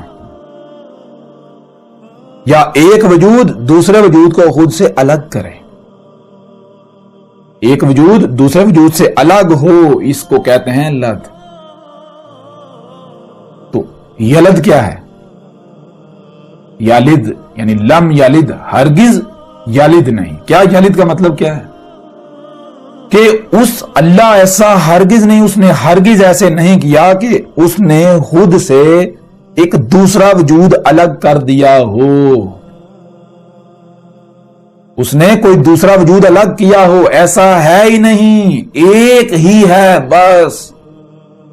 ایسا نہیں ہے کہ اس نے ایک وجود الگ وجود بنا دیا، نہیں۔ یہ کس کی نفی کی جا رہی ہے؟ یہ اسی کی نفی کی جا رہی ہے۔ مثال آپ کسی سے پوچھتے ہیں اللہ کیا ہے، کہتے ہیں کائنات الگ، اللہ الگ۔ تو کائنات کو کس نے الگ کیا؟ کہتے ہیں کائنات کو اللہ نے پیدا کیا۔ پھر مطلب کیا ہوا؟ کون وجود میں لے کر آیا کائنات کو؟ اللہ۔ تو یہ یلد ہو گیا یا نہیں؟ جب کائنات الگ سے ایک وجود ہے اور اللہ وجود میں لے کر آیا تو اس کو لسان العرب کے اندر، عربوں کی زبان میں یلد کہتے ہیں۔ اللہ نے کائنات کو ایک الگ وجود دیا، یہ ہے الگ وجود آنا، یلد۔ اللہ کہہ رہا ہے میں نے کچھ بھی ایک دوسرا وجود نہیں الگ کیا، کوئی بھی وجود الگ نہیں کیا، ایک ہی ہوں اور کچھ ہے ہی نہیں۔ اور آگے کیا ہے؟ وَلَمْ يُولَدْ، اور نہ ہی اللہ کسی سے الگ ہوا، یعنی نہ ہی ایسا ہے کہ ایک کا وجود الگ ہے اور اللہ الگ ہے، نہیں، ایسا ہے ہی نہیں۔ لم یلد ولم یولد، اور یہی چیز اللہ سبحانہ وتعالی نے قرآن میں کئی مقامات پر بالکل واضح کر دی۔ کیا واضح کر دی؟ ذرا غور کیجئے گا۔ ان میں ایک سورت ہے سورہ البقرہ کی آیت نمبر 116، جس میں یہ کہا جا رہا ہے وَقَالُوا اتَّخَذَ اللَّهُ وَلَدًا سُبْحَانَهُ بَل لَّهُ مَا فِي السَّمَاوَاتِ وَالْأَرْضِ، یعنی وقالو، اور کہہ رہے ہیں۔ کیا کہہ رہے ہیں؟ یہ حال کا سیگا اس وقت کی بات ہو رہی ہے۔ اللہ کہہ رہا ہے، اس وقت کہہ رہا ہے کہ یہ لوگ کہہ رہے ہیں، کیا کہہ رہے ہیں؟ کہہ رہے ہیں اتخذ اللہ ولدا، اللہ جو ہے اس نے ولد اخذ کر لیا۔ اللہ نے ایک الگ وجود میں لایا۔ کیسے کہہ رہے ہیں؟ ذرا غور کریں۔ کوئی زبان سے نہیں کہہ رہا، یہ اپنے عمل سے اور زبان سے بھی کہہ رہے ہیں، لیکن عربوں کی زبان میں نہیں، اپنی زبان میں کہہ رہے ہیں۔ کیا کہہ رہے ہیں؟ کہہ رہے ہیں اللہ الگ ہے اور کائنات الگ۔ تو مطلب کیا ہے اس کا؟ مطلب یہی تو ہے، اللہ نے ولد اخذ کر لیا۔ اور اس کا کیا مطلب ہے؟ جب اللہ الگ ہے، کائنات الگ ہے، اور کائنات جب نہیں تھی تو کون وجود میں لے کے آیا؟ جی اللہ وجود میں لے کے آیا۔ تو اللہ نے الگ سے وجود، کائنات کو الگ سے وجود دیا، تو مطلب کیا؟ اسی کو کہتے ہیں لسان العرب میں ولد اخذ کر لینا۔ اللہ کیا کہہ رہے ہیں؟ اللہ کہہ رہے ہیں سبحانہ، وہ تو سبحان ہے، اور اس نے ولد اخذ نہیں کیا، کوئی دوسرا وجود اس نے وجود میں لایا ہی نہیں، وہ خود اپنا شریک لا کر کھڑا کیا گیا۔ یہ کیسے ہو گیا؟ تم ہو جو کفر کرتے ہو اس بات کا، تم اس کے شریک بنتے ہو، تم کہتے ہو جی ہمارا الگ سے وجود ہے۔ اللہ نے ولد اخذ نہیں کیا، اللہ نے کوئی دوسرا وجود میں نہیں لایا، وہ ایک ہی وجود ہے، ایک ہی ذات ہے، اس کے علاوہ کچھ ہے ہی نہیں۔ اور دیکھیں آج دن رات زبان سے نہیں کہا جا رہا اللہ الگ کائنات الگ، اللہ الگ کائنات الگ، اللہ الگ کائنات الگ، جس کا مطلب کیا؟ کائنات اور اللہ، ایک تو اللہ احد نہیں، واحد ہے، دوسرا اس نے ولد اخذ کر لیا، کائنات کو اللہ وجود میں لے کر آیا۔ تو اگر کائنات الگ وجود ہے تو اللہ نے دیکھا نا، ایک اللہ ہو گیا، ایک الگ وجود کائنات، تیسرے تو کہتے ہیں ولد۔ تو یہ اللہ سبحانہ وتعالی نے سورہ البقرہ کی آیت نمبر 116 میں اس بات کی نفی کری، اور آگے اللہ کہہ رہا ہے بل لہو ما فی السماوات والارض، بلکہ حقیقت کیا ہے؟ حقیقت یہ ہے لاہو، اسی کا ہے، ما فی السماوات والارض، جو کچھ بھی آسمانوں میں اور جو زمین میں اسی کا ہے۔ کیسے؟ جیسے مثال کے طور آپ کہتے ہیں کہ دیکھیں یہ ہاتھ، پاؤں، ٹانگیں، ناک، کان، یہ کس کا ہے؟ جی میرا ہے۔ یہ ناک کس کا ہے؟ میرا ہے۔ ہاتھ کس کے ہیں؟ میرے ہیں۔ تو آپ یہ ہاتھ کس کے لیے کام کریں گے؟ اپنے وجود کے لیے۔ تو یہ اللہ کہہ رہا ہے، اللہ کہہ رہا ہے یہ زمین و آسمان میں جو کچھ ہے اسی کا ہے، یہ اسی کا وجود ہے۔ اور کس صورت میں اس کا وجود ہے اور کس صورت میں اس کا وجود نہیں ہے؟ شریک ہوگا۔ جیسے آپ کے ہاتھ ہیں، اگر آپ کے ہاتھ آپ ہی کے غلام ہیں، اپنے وجود کے لیے کام کرتے ہیں، تو یہ ہاتھوں کا کام کرنا آپ کا کام کرنا، آپ ہیں، آپ کا کام ہے۔ اور اگر یہ ہاتھ کسی اور کی بات مانتے ہیں تو وہ کام آپ کا کرنا نہیں، وہ دوسرے کا کام کرنا، یہ ہے شریک۔ ہاتھ شریک بن جائیں گے۔ ہاتھ وہ نہیں کر رہے جو آپ کہہ رہے ہیں، ہاتھ اپنی من مانی، اپنی مرضی کر رہے ہیں، کسی دوسرے کی مان رہے ہیں۔ تو یہ ہے اگر کوئی بھی اللہ کا یعنی کہ پتہ چل گیا اللہ کیا ہے، یہی وجود ہے. کوئی اس وجود کے اندر اپنے مقام پر رہتا ہے تو وہی ذات ہے، وہ اسی کا عضو ہے، وہ اسی کا حصہ ہے، اسی کی آیت ہے. اور اگر کوئی یہ کہتا ہے کہ اللہ الگ ہوں، میں الگ ہوں، اور کائنات میں وہ اللہ کے وجود میں چھیڑ چھاڑ کرتا ہے تو وہ اللہ کا شریک بن رہا ہے. اللہ نے گھوڑے، گدھے، خچر آپ کی سواری کے ذرائع، آپ کے کھانے پینے کے جو کچھ بھی وہ خلق کرتا ہے، کیسے خلق کرتا ہے ذرا غور کریں، فطرت کیسے وجود میں لاتی ہے. اور اگر آپ اپنا الگ سے وجود کے دعوے دار بن کر اس کی ضد پر اترتے ہیں تو آپ عملی طور پر اس کے شریک بن رہے ہیں. آپ یہ کہہ رہے ہیں تو الگ ہے، ہم الگ ہیں، ہم اپنی مرضیاں کریں گے. یہ ہے، یہ آج ہر کوئی اپنے عمل سے دعویٰ کر رہا ہے کہ اللہ نے ولد اخذ کر لیا، اور یہ اپنے آپ کو دین کے ٹھیکیدار، اللہ کے نمائندہ کہلوانے والے. یہ ایسی جتنی بھی آیات ہیں یہ عیسائیوں کے اوپر فٹ کر دیتے ہیں. قرآن آپ سے خطاب کر رہے ہیں، عیسائیوں سے کر رہا ہے خطاب اس وقت. بہرحال اس طرح آگے بڑھے تو آگے بھی کچھ آیات ہیں ایسے ہی. یہی بات سورہ یونس کی آیت نمبر 68 میں ہے، 68 میں. اس میں قالوا اتخذ اللہ ولدا سبحانہ هو الغنی لہ ما فی السماوات و ما فی الارض. یہاں بھی وہی بات کی گئی. یہ کیا کہ یہ تو یہ کہہ رہے ہیں کہ اللہ نے ولد اخذ کر لیا، اللہ الگ ہے، کائنات الگ ہے، تو اللہ یہ واحد ہو گیا، احد تو نہ ہوا. اللہ کہہ رہا ہے وہ اس سے پاک ہے، اس نے کوئی دوسرا وجود میں نہیں لایا. وہ اپنا ہی شریک بلا تھوڑی کھڑا کرے گا، ایسا کیسے ہو سکتا ہے؟ اگر اللہ الگ ہے، کائنات الگ ہے تو شریک تو ہو گئی. شریک کسے کہتے ہیں؟ شریک تو کہتے ہیں ایک کے ساتھ دوسرا. تو جب کائنات الگ ہے، اللہ الگ ہے تو شریک تو ہو گیا، ولد ہو گیا، شریک ہو گیا، وہ احد ہی نہ رہا، واحد ہو گیا. اسی طرح سورہ الاسراء کی آیت نمبر 111 میں ہے وَقُلِ الْحَمْدُ لِلَّهِ الَّذِي لَمْ يَتَّخِذْ وَلَدًا وَلَمْ يَكُنْ لَهُ شَرِيكٌ فِي الْمُلْكِ وَلَمْ يَكُنْ لَهُ وَلِيٌّ مِنَ الذُّلِّ. تو اس آیت میں بھی بالکل واضح کر دیا گیا وَقُلِ الْحَمْدُ لِلَّهِ، اور کیا کہ اللہ کے لیے ہے ہی حمد. یعنی اللہ زی وہ ذات ہے لم یتخذ ولدا، جس نے ہرگز ولد اخذ نہیں کیا، کوئی دوسرا وجود اس نے وجود میں لایا ہی نہیں. ایک ہی وجود ہے اور اس کے علاوہ کچھ ہے ہی نہیں. ولم یکن لہ شریک، اور کسی کے لیے ایسا ہے ہی نہیں کہ کوئی شریک بنے اس کا، کوئی دوسرا وجود اس کے لیے، کوئی دوسرا یعنی کہ دوسرا وجود ممکن نہیں ہے ہی نہیں. اور اگر کوئی شریک بنے گا تو اسے برداشت نہیں کرے گا.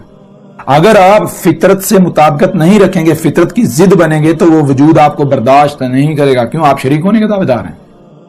اگر آپ اسی کا وجود بنیں گے، اپنا مقام پہچانیں گے، جیسے مشین کے اندر پرزہ ہوتا ہے، اپنے مقام پر فٹ ہو جائے تو وہ مشین ہے، اور اگر اپنے مقام پر فٹ نہیں ہوتا تو وہ مشین کے ساتھ مطابقت نہیں رکھ رہا، اس کے ساتھ ضد بن چکا ہے، تو مشین اسے برداشت نہیں کرے گی. بالکل اس طرح اگر آپ جس مقصد کے لیے آپ کو وجود میں لائے، اگر آپ اسی جو آپ کی لائن ہے اس پر قائم ہو کر اپنے مقصد کو پورا کرتے ہیں تو آپ کا اپنا کوئی وجود ہے ہی نہیں، وہی ایک وجود ہے. آپ کا دیکھنا اسی کا دیکھنا، آپ کا بولنا اسی کا بولنا، آپ کا کام اسی کا کام. اور اگر آپ اس مقام پر قائم نہیں ہوتے، آپ کہتے ہیں میرا الگ وجود ہے، اللہ الگ ہے، تو آپ تو اس کے شریک بن رہے ہیں. تو لہذا شریک کو برداشت کرے گا؟ کبھی بھی برداشت نہیں کرے گا. اس کے لیے ہے ہی حمد. تو جس کے کام میں حمد ہے وہ اس کا وجود ہے، جس کے کام میں حمد نہیں ہے، جس میں حمد نہیں ہے وہ اس کا شریک بن رہا ہے. اب آپ دیکھیں آپ کیا کر رہے ہیں. اس طرح سورہ الکہف کی آیت نمبر 4 میں بھی ہے وَيُنذِرَ الَّذِينَ قَالُوا اتَّخَذَ اللَّهُ وَلَدًا. اور بھی آیات ہیں جیسا کہ سورہ مریم کی آیت نمبر 35 میں بھی ہے. اور یعنی کہ اس کے علاوہ اور بھی کافی ساری آیات ہیں. سورہ الانبیاء کی آیت نمبر 26 بھی ہے. سورہ المومنون کی آیت نمبر 91 بھی ہے. سورہ الفرقان کی آیت نمبر 2 بھی ہے الذی لہ ملک السماوات والارض ولم یتخذ ولدا ولم یکن لہ شریک فی الملک وخلق کل شیء فقدرہ تقدیرا. تو بہرحال جو بات ہم نے کی، جو بات ہم کر رہے تھے وہ یہ ہے کہ اللہ سبحانہ وتعالی نے بالکل واضح کر دیا سورہ اخلاص کی آیت نمبر لم یلد ولم یولد. بھائی نہ تو اس نے کوئی وجود الگ کیا ہے اور نہ ہی وہ کسی سے الگ ہوا ہے. ظاہر بات اگر الگ کرے گا تو احد نہیں رہے گا، واحد ہو جائے گا. ایک وہ جو وجود اس نے وجود میں لایا ہے، ایک وہ خود واحد. اور اگر وہ یعنی کہ وہ کسی سے الگ ہوا تو جس سے الگ ہوا ہے ایک وہ، اور جو الگ ہوا ہے ایک وہ، تو یہ احد نہیں واحد ہو گیا، دو ہو گئے. اللہ کیا کہہ رہا ہے؟ قل ہوا اللہ احد، اور صرف احد نہیں، احد، جب تک جو موجود ہے ایک ہی وجود تو یہ اللہ ہے، تو جو پیچھے ماضی میں چلا جاتا ہے وہ اللہ ہا ہو جاتا ہے، اور جو آگے مستقبل میں آنا ہے وہ اللہ ہی ہوتا ہے، اور جو سرکل چل رہا ہے احدن، ایک ہی وجود جو موجود چل رہا ہے یہ ہے اللہ، اللہ ہے۔ اور آگے دیکھیں ذرا غور کریں، وَلَمْ يَكُنْ لَهُ كُفُوًا احد، یہاں بھی احد، وا اور لم ہرگز نہیں، بالکل نہیں، یکن یہ ہو رہا ہے، ہو جائے، لہو اس کے لیے، کس کے لیے؟ جو بھی یہ دعویٰ کرے کہ میں اللہ ہوں، تو دیکھیں کیا وہ احد ثابت ہوتا ہے؟ ایک ہی وجود ثابت ہوتا ہے۔ مثال کا کوئی بندہ ہے، کوئی شخص ہے، وہ کہتا ہے جی میں اللہ ہوں، تو اس سے پوچھیں کیا تو اللہ ہے؟ اس سے مراد یہ ہے کہ یہ جو 5-6 فٹ کا بشری جسم ہے یہ ہے تو اللہ؟ تو اگر وہ کہے ہاں یہ میں اللہ ہوں، تو دیکھیں وہ احد ثابت ہوتا ہے؟ وہ تو احد ثابت نہیں ہوتا، کیوں؟ وہ واحد ہو جاتا ہے، وہ اور درخت اور چرند اور پرند اور سمندر اور پہاڑ اور زمین اور ستارے اور سیارے، اس طرح جو بھی جسے بھی کوئی بھی کہتا ہے کہ فلاں اللہ ہے، وہ اللہ ہے، تو دیکھیں وہ احد ثابت ہوتا ہے۔ جو احد ثابت ہو جائے وہ اللہ ہے، کیوں؟ اللہ کے علاوہ کوئی احد ثابت ہو گئی نہیں۔ تو یہ وَلَمْ يَكُنْ لَهُ كُفُوًا احد، کسی کے لیے ہے ہی نہیں کہ وہ کفایت کر جائے، احد ہو جائے، احد ثابت ہو جائے۔ جو احد ثابت ہو جائے گا وہی اللہ ہے۔ تو غور کریں، جو بھی اللہ ہونے کا دعویٰ کرے تو دیکھیں وہ احد ثابت ہوتا ہے، اگر تو احد ثابت ہو جائے تو وہ اللہ ہے، اگر احد ثابت نہیں ہوتا تو وہ اللہ نہیں ہے۔ اب آپ کے اوپر یہ بات بالکل کھل کر واضح ہو گئی، اللہ کیا ہے۔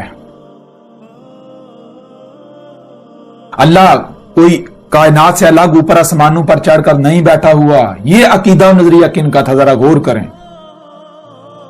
سورہ الجمعہ کی آیت نمبر 2 کو اٹھا لیں، اس کے علاوہ اور بھی آیات ہیں آپ کے سامنے رکھتے ہیں، ان میں اللہ سبحانہ و تعالیٰ کا کیا کہنا ہے۔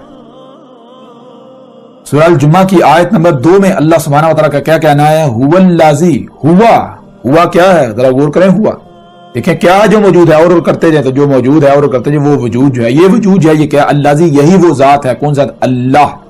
ہوا الذی، ہوا ہی اللہ کی ذات ہے، اللہ ہے۔ آگے کیا؟ بعث فی الامین رسولا، بیس کیا تھا امین میں ایک رسول، منہم، انہی سے۔ اور جب بیس ہوتا ہے تو کیا کر رہا ہے؟ یتلو، تلاوہ کر رہا ہے، یعنی پوری ترتیب کے ساتھ، حکمت کے ساتھ اللہ کی آیات کو کھول کھول کر واضح کر رہا ہے۔ وہی علیہم آیات ہی، ان پر اس کی آیات جو ہیں، اسی کی آیات کھول کھول کر پوری ترتیب کے ساتھ واضح کر رہا ہے۔ اور نتیجہ کیا نکلتا ہے؟ وہ یزکیہم، ان کا تزکیہ ہو رہا ہے، ان کو بالکل خالص بنا رہا ہے، ان کے اندر سے گندگیاں نکال رہا ہے، خالص اللہ کا غلام بنا رہا ہے۔ جیسے آپ کے وجود کے اندر ایک عضو ہوتا ہے، جیسے مشین کے اندر پرزا ہوتا ہے، جب پرزا پرفیکٹ ہو جائے، مشین کے اندر فٹ ہو جائے تو پھر وہ مشین ہے، اس کا اپنا کوئی وجود نہیں، بالکل ایسے ہی خالص بنا رہا ہے۔ وَيُعَلِّمُهُمُ الْكِتَابَ، اور جو الکتاب تھی اس کا وہ سکھا رہا ہے، الکتاب کا علم دے رہا ہے۔ کسی کو پتہ ہی نہیں الکتاب کیا ہے۔ بہرحال والحکمت، اور حکمہ کسے کہتے ہیں؟ کب، کہاں، کیوں، کیسے، کتنا، ان سوالات کے جو جوابات ہوتے ہیں، فیصلہ کرنا، کوئی کام کرنا ہے کب کرنا ہے، کہاں کرنا ہے، کیسے کرنا ہے، کیوں کرنا ہے، کتنا کرنا ہے، تو ان سوالات کے جو جوابات ہیں اس کو کہتے ہیں حکمہ۔ اور آگے وَإِن كَانُوا مِن قَبْلُ لَفِي ضَلَالٍ مُبِينٍ، یہ ہے اصل بات، وہ یہ ہے کہ اللہ یہ کہہ رہا ہے وا اور ان، اگر کانو قدر میں یہ بات کر دی گئی کہ ہو رہے ہیں، کیا ہو رہے ہیں؟ من قبل، اس سے پہلے، لفی، ان کے لیے کیا ہے؟ وہ کس میں ہیں؟ ان کے لیے ہے کہ وہ میں ہیں ضلال مبین، 100% ہر لحاظ سے کھلم کھلا گمراہیوں میں۔ یعنی اللہ سبحانہ و تعالیٰ نے اس آیت کے آخر میں بالکل واضح کر دیا، اپنا قانون بیان کر دیا کہ جب دنیا میں جو امیین ہیں وہ 100% ضلال مبین میں ہوتے ہیں، گمراہیوں میں ہوتے ہیں، نور کی ایک کرن بھی نہیں ہوتی، اس وقت ہوا یہی جو فطرت ہے یہ اپنا نمائندہ کھڑا کرتی ہے، رسول کھڑا کرتی ہے، بیس کرتی ہے اس وقت۔ یعنی اگر نور کی ایک بھی کرن ہو، رائی برابر بھی حق ہو، تو اللہ رسول بیس نہیں کرتا، یہ اللہ کا قانون ہے۔ اللہ سبحانہ وتعالیٰ نے اس آیت میں بالکل واضح کر دیا وَإِن كَانُوا مِن قَبْلُ لَفِي ضَلَالٍ مُبِينٍ، اگر رائی برابر بھی حق موجود ہو تو اللہ رسول بیس نہیں کرتا، اگر نور کی ایک بھی کرن ہو تو اللہ رسول بیس نہیں کرتا، اللہ اسی وقت رسول بیس کرتا ہے جب 100% گمراہیاں ہوتی ہیں، نور کی ایک کرن بھی ہوتی ہے۔ میں اب آپ سے سوال کرتا ہوں کہ اللہ اوپر آسمانوں پر ہے، یہ کن کا عقیدہ و نظریہ ہے؟ یہودیوں اور عیسائیوں کا محمد علیہ السلام کی بعثت سے قبل یہ متفقہ عقیدہ تھا، اور آج بھی ہے کہ اللہ اوپر آسمانوں پر بیٹھا ہوا ہے۔ کائنات الگ ہے، اللہ الگ ہے۔ یہودیوں اور عیسائیوں کا یہ عقیدہ تھا، مشرکین عرب کا یہ عقیدہ تھا کہ زمین جیسے پلیٹ ہوتی ہے، 7 تہ در تہ پرتیں، یہ 7 زمینیں ہیں اور 7 آسمان ان کے گرد جو ہے یہ گیسوں کے ساتھ یہ جو ہے 7 آسمان ہیں، اور ان 7 آسمانوں کے اوپر تخت لگا ہوا، اس تخت کے اوپر اللہ بیٹھا ہوا ہے۔ وہ تخت کیا؟ وہ عرش ہے۔ یہ عقیدہ و نظریہ تھا کن کا؟ مشرکین عرب کا اور یہود و نصارہ کا، یہودیوں اور عیسائیوں کا، اور آج تک یہی عقیدہ چلا رہا ہے۔ میں آپ سے سوال کرتا ہوں کہ جب بنیاد ہی پرفیکٹ تھی، اگر اللہ یہی تھا جو یہودی عیسائی جسے کہہ رہے تھے، جسے مشرکین عرب کہہ رہے تھے، تو اللہ نے رسول بیس کیوں کیا؟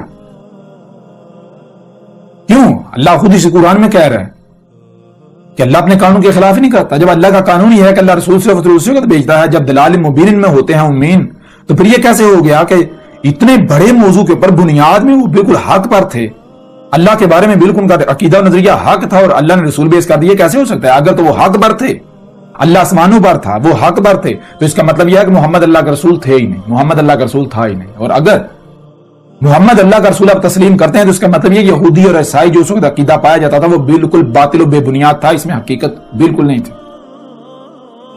اور یہی تو پورے قرآن کو اٹھا کر دیکھیں، محمد علیہ السلام نے کیا کہا؟ محمد علیہ السلام نے کہا اللہ اکبر۔ اللہ اکبر کے الفاظ پورے قرآن میں آپ کو نہیں ملیں گے۔ یہ تو محمد علیہ السلام نے کہا اللہ اکبر۔ جب انہوں نے کہا اللہ آسمانوں پر آیا تو محمد علیہ السلام نے اللہ اکبر۔ اللہ کیا ہے؟ غور کریں، اللہ ہے، اکبر کیا ہے جو بڑا ہے؟ دیکھو تم کہہ رہے ہو اللہ آسمانوں پر ہے، تو اگر اللہ آسمانوں پر ہے تو آسمان بڑے ہوئے یا اللہ؟ اور آسمان الگ ہے اور اللہ الگ ہے، تو اس کا مطلب کہ اللہ نے ولد اخذ کر لیا، وہ احد ہی نہ ہوا، وہ تو واحد ہو گیا۔ تو یہ محمد علیہ السلام نے کہا اللہ اکبر۔ اللہ ہے، کیا ہے؟ اللہ اکبر، جو بڑا ثابت ہو جائے اللہ ہے، بات ختم ہو جائے۔ اگر تو آسمانوں پر چڑھا ہوا بڑا ثابت ہوتا ہے تو اللہ ہے، اگر نہیں بڑا ثابت ہوتا تو پھر اللہ ہے ہی نہیں۔ اگر آسمانوں پر چڑھا ہوا احد ثابت ہو جاتا تو وہ اللہ ہے، اگر وہ آسمانوں پر چڑھا ہوا احد ثابت نہیں ہوتا تو وہ اللہ ہے نہیں۔ وہ تمہارے اپنے عقائد و نظریات ہیں، اور یہی چیز قرآن کے اندر ہے۔ اس وقت دیکھیں مانا کتنوں نے تھا، محمد علیہ السلام نے تو حق حال لحاظ سے کھول کھول کر واضح کر دیا تھا، لیکن مانا کتنوں نے، تسلیم کتنوں نے کیا؟ بہت کم تھے، 80-82 جو ایمان لے کر آئے۔ باقی تو بعد میں گردن جانے کے خوف سے، موت کے خوف سے اسلام لائے تھے۔ اسلام لانے ایمان لانے کو تھوڑے کہتے ہیں، اسلام لانا تو کہتے ہیں سرنڈر کرنا، جھکا دینا اپنے آپ کو۔ بھائی اب جو کہیں گے مانیں گے کیوں؟ گردن جو جائے گی۔ ایمان لانا کہتے ہیں دل سے تسلیم کرنا، تو دل سے تسلیم کرنے والے تو 80-82 تھے، باقی تو سارے اسلام لائے تھے، سرنڈر کیا تھا۔ محمد علیہ السلام کی دعوت کو تھوڑی مانا تھا۔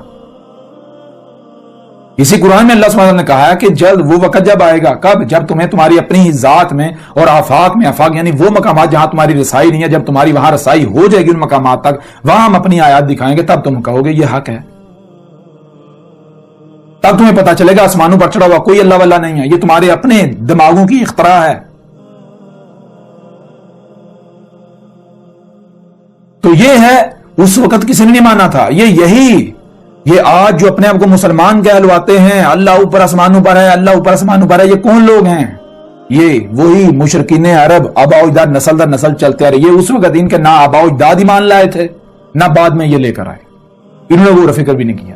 جیسے وہ اندھو کی طرح اپنے آبا و اجداد کے پیچھے چلتے رہے، یہ بھی اندھو کی طرح اپنے آبا و اجداد کی طرح جو نسل در نسل آ رہا ہے اسی کے پیچھے چل رہے ہیں، اندھو کی طرح دوڑ رہے ہیں، پتہ نہیں کسی چیز کا۔ تو بہرحال چیز یہ ہے کہ محمد علیہ السلام کو جب اللہ نے بیس کیا، اگر تو یہود و نصارہ، یہودی عیسائی اور مشرکین عرب اپنے دعوے میں سچے تھے، ان کا یہ نظریہ حق تھا کہ اللہ الگ کائنات سے الگ اوپر آسمانوں پر ہے، تو پھر بلا شک و شبہ محمد اللہ کے رسول تھے ہی نہیں۔ اور اگر محمد اللہ کے رسول تھے تو پھر اس کا مطلب کیا؟ اس کا مطلب بالکل واضح ہے کہ یہودوں اور عیسائیوں کا جو اللہ کے بارے میں عقیدہ نظریہ تھا بالکل جھوٹا، بے بنیاد تھا، کلعدم تھا، اس کا کوئی وجود تھا نہیں، ان کی اپنی دماغوں کی اختراع تھی۔ یہی تو پورے قرآن میں بیان کیا گیا۔ اللہ اسی قرآن میں بیان کرتا ہے کیا؟ اللہ تو اسی قرآن میں کہتا ہے کہ رسول اسی موضوع کو زیر بحث لاتا ہے جس میں لوگ اختلاف کر رہے ہوتے ہیں، حق پر نہیں ہوتے۔ تو پورے قرآن میں اللہ کے موضوع پر بار بار بات کی گئی۔ اگر وہ نظریہ عقیدہ حق تھا تو اللہ نے قرآن میں بات کیوں کی؟ اگر قرآن میں کسی موضوع پر بات ہو رہی ہے تو اس کا مطلب یہ بالکل واضح ہے کہ اس لیے بات ہو رہی ہے کہ لوگ جو عقیدہ نظریہ لے کر بیٹھے ہوئے ہیں اس کا حقیقت کے ساتھ کوئی تعلق نہیں. قرآن اس کا رد کرتے ہوئے جو حق ہے وہ واضح کر رہا ہے. لیکن کوئی بھی نہیں جو ماننے کو تیار ہو, کوئی بھی نہیں جو غور و فکر کرے, جو سارے کے سارے اندھے بنے ہوئے ہیں. حالانکہ اسی قرآن کے اندر بار بار کہا جا رہا ہے کہ جو غور و فکر نہیں کرتے, جو غور و فکر نہیں کرتے وہ بندر ہیں, وہ سور ہیں, وہ اموات ہیں, وہ چپائے ہیں, وہ قبروں میں ہیں, وہ اندھے ہیں. اس کے باوجود بھی کسی کو فرق نہیں پڑتا. بہرحال تو الحمدللہ یہ بات آپ کے اوپر بالکل واضح ہو گئی. اب ذرا غور کریں, ہم نے جو بات کی, ہم نے جب واضح کیا اللہ کیا ہے, دنیا کی کوئی طاقت اس کا رد کر سکتی ہے؟ اب ذرا غور کریں, جب جو کچھ بھی نظر آ رہا ہے یہ اللہ ہی کا وجود ہے, تو جو چھیڑ چھاڑ کر رہے ہیں پہاڑوں میں, زمین میں, موسموں میں, یہ چھیڑ چھاڑ کس کے ساتھ ہو رہی ہے؟ کیا یہ اللہ کی آیات نہیں ہے؟ یہ اللہ کے ساتھ دشمنی نہیں کی جا رہی؟ یہی تو پورے قرآن میں بار بار کہا گیا کہ یہ جو تم اللہ کی آیات کے ساتھ چھیڑ چھاڑ کر رہے ہو, ان کا کذب کر رہے ہو, پہلی قوم نے بھی یہی کیا, یہ اللہ سے دشمنی کر رہے ہو.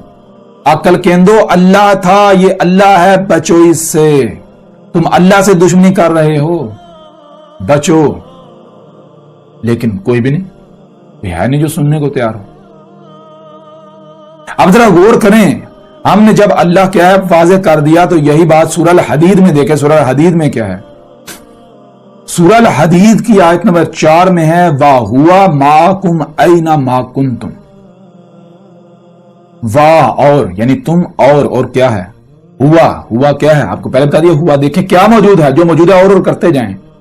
مَعَكُمْ تمہارے ساتھ ہے, أَيْنَ مَا كُنْتُمْ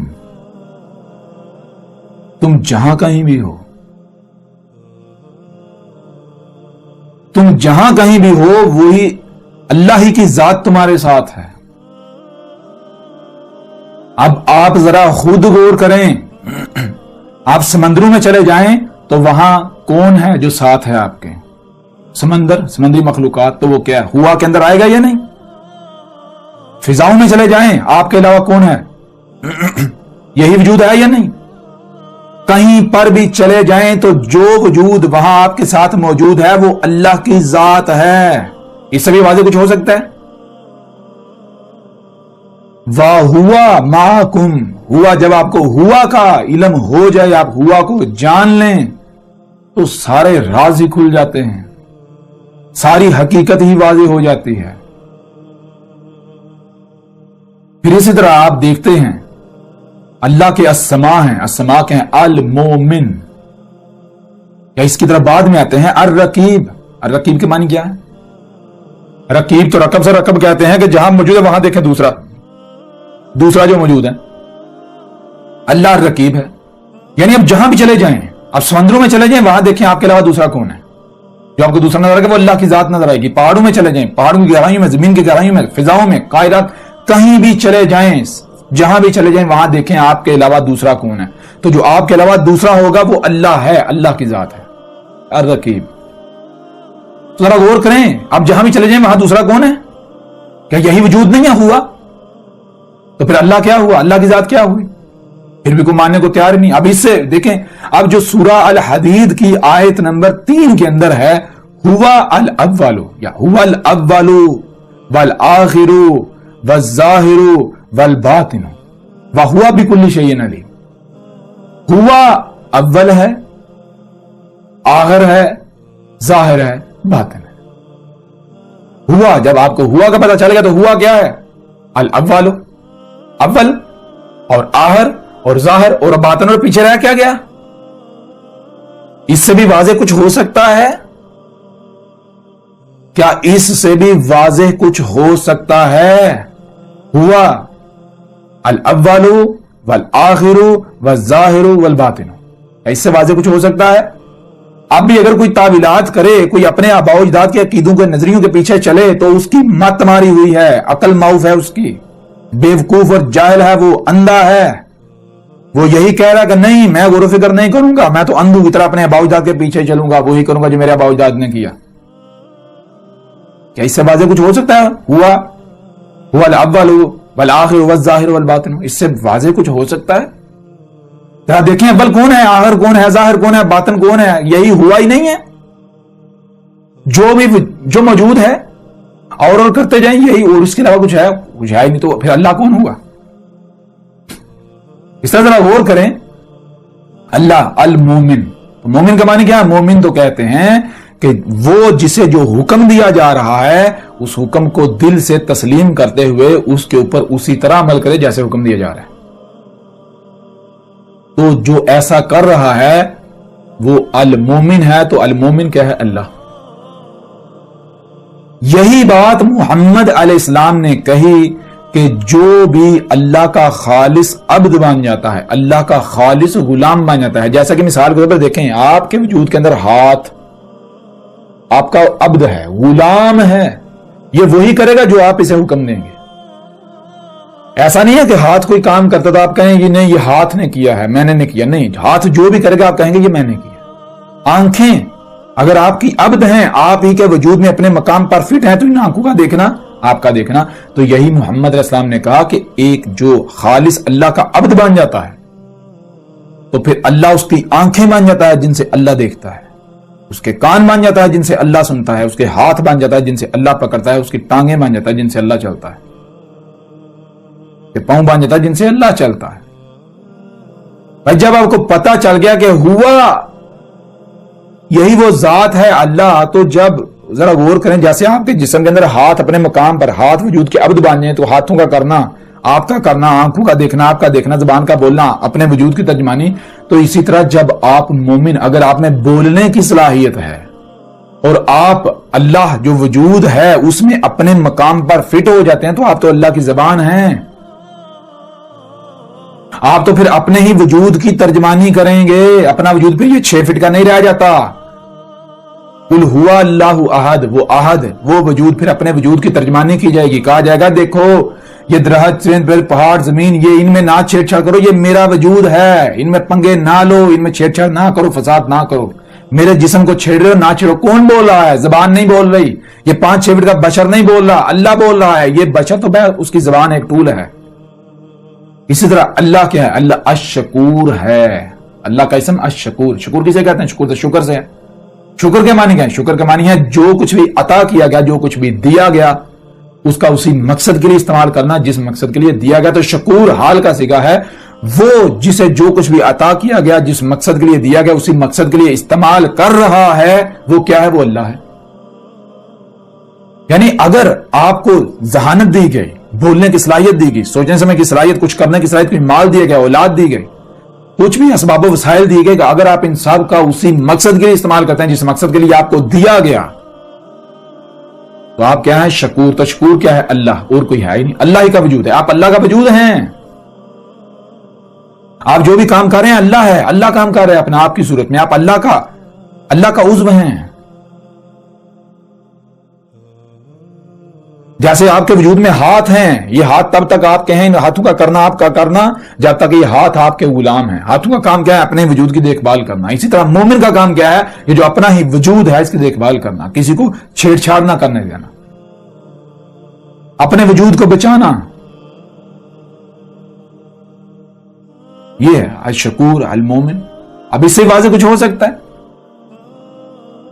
और इसके अलावा कुरान में दर्जनों आयात हैं, सैकड़ों आयात हैं।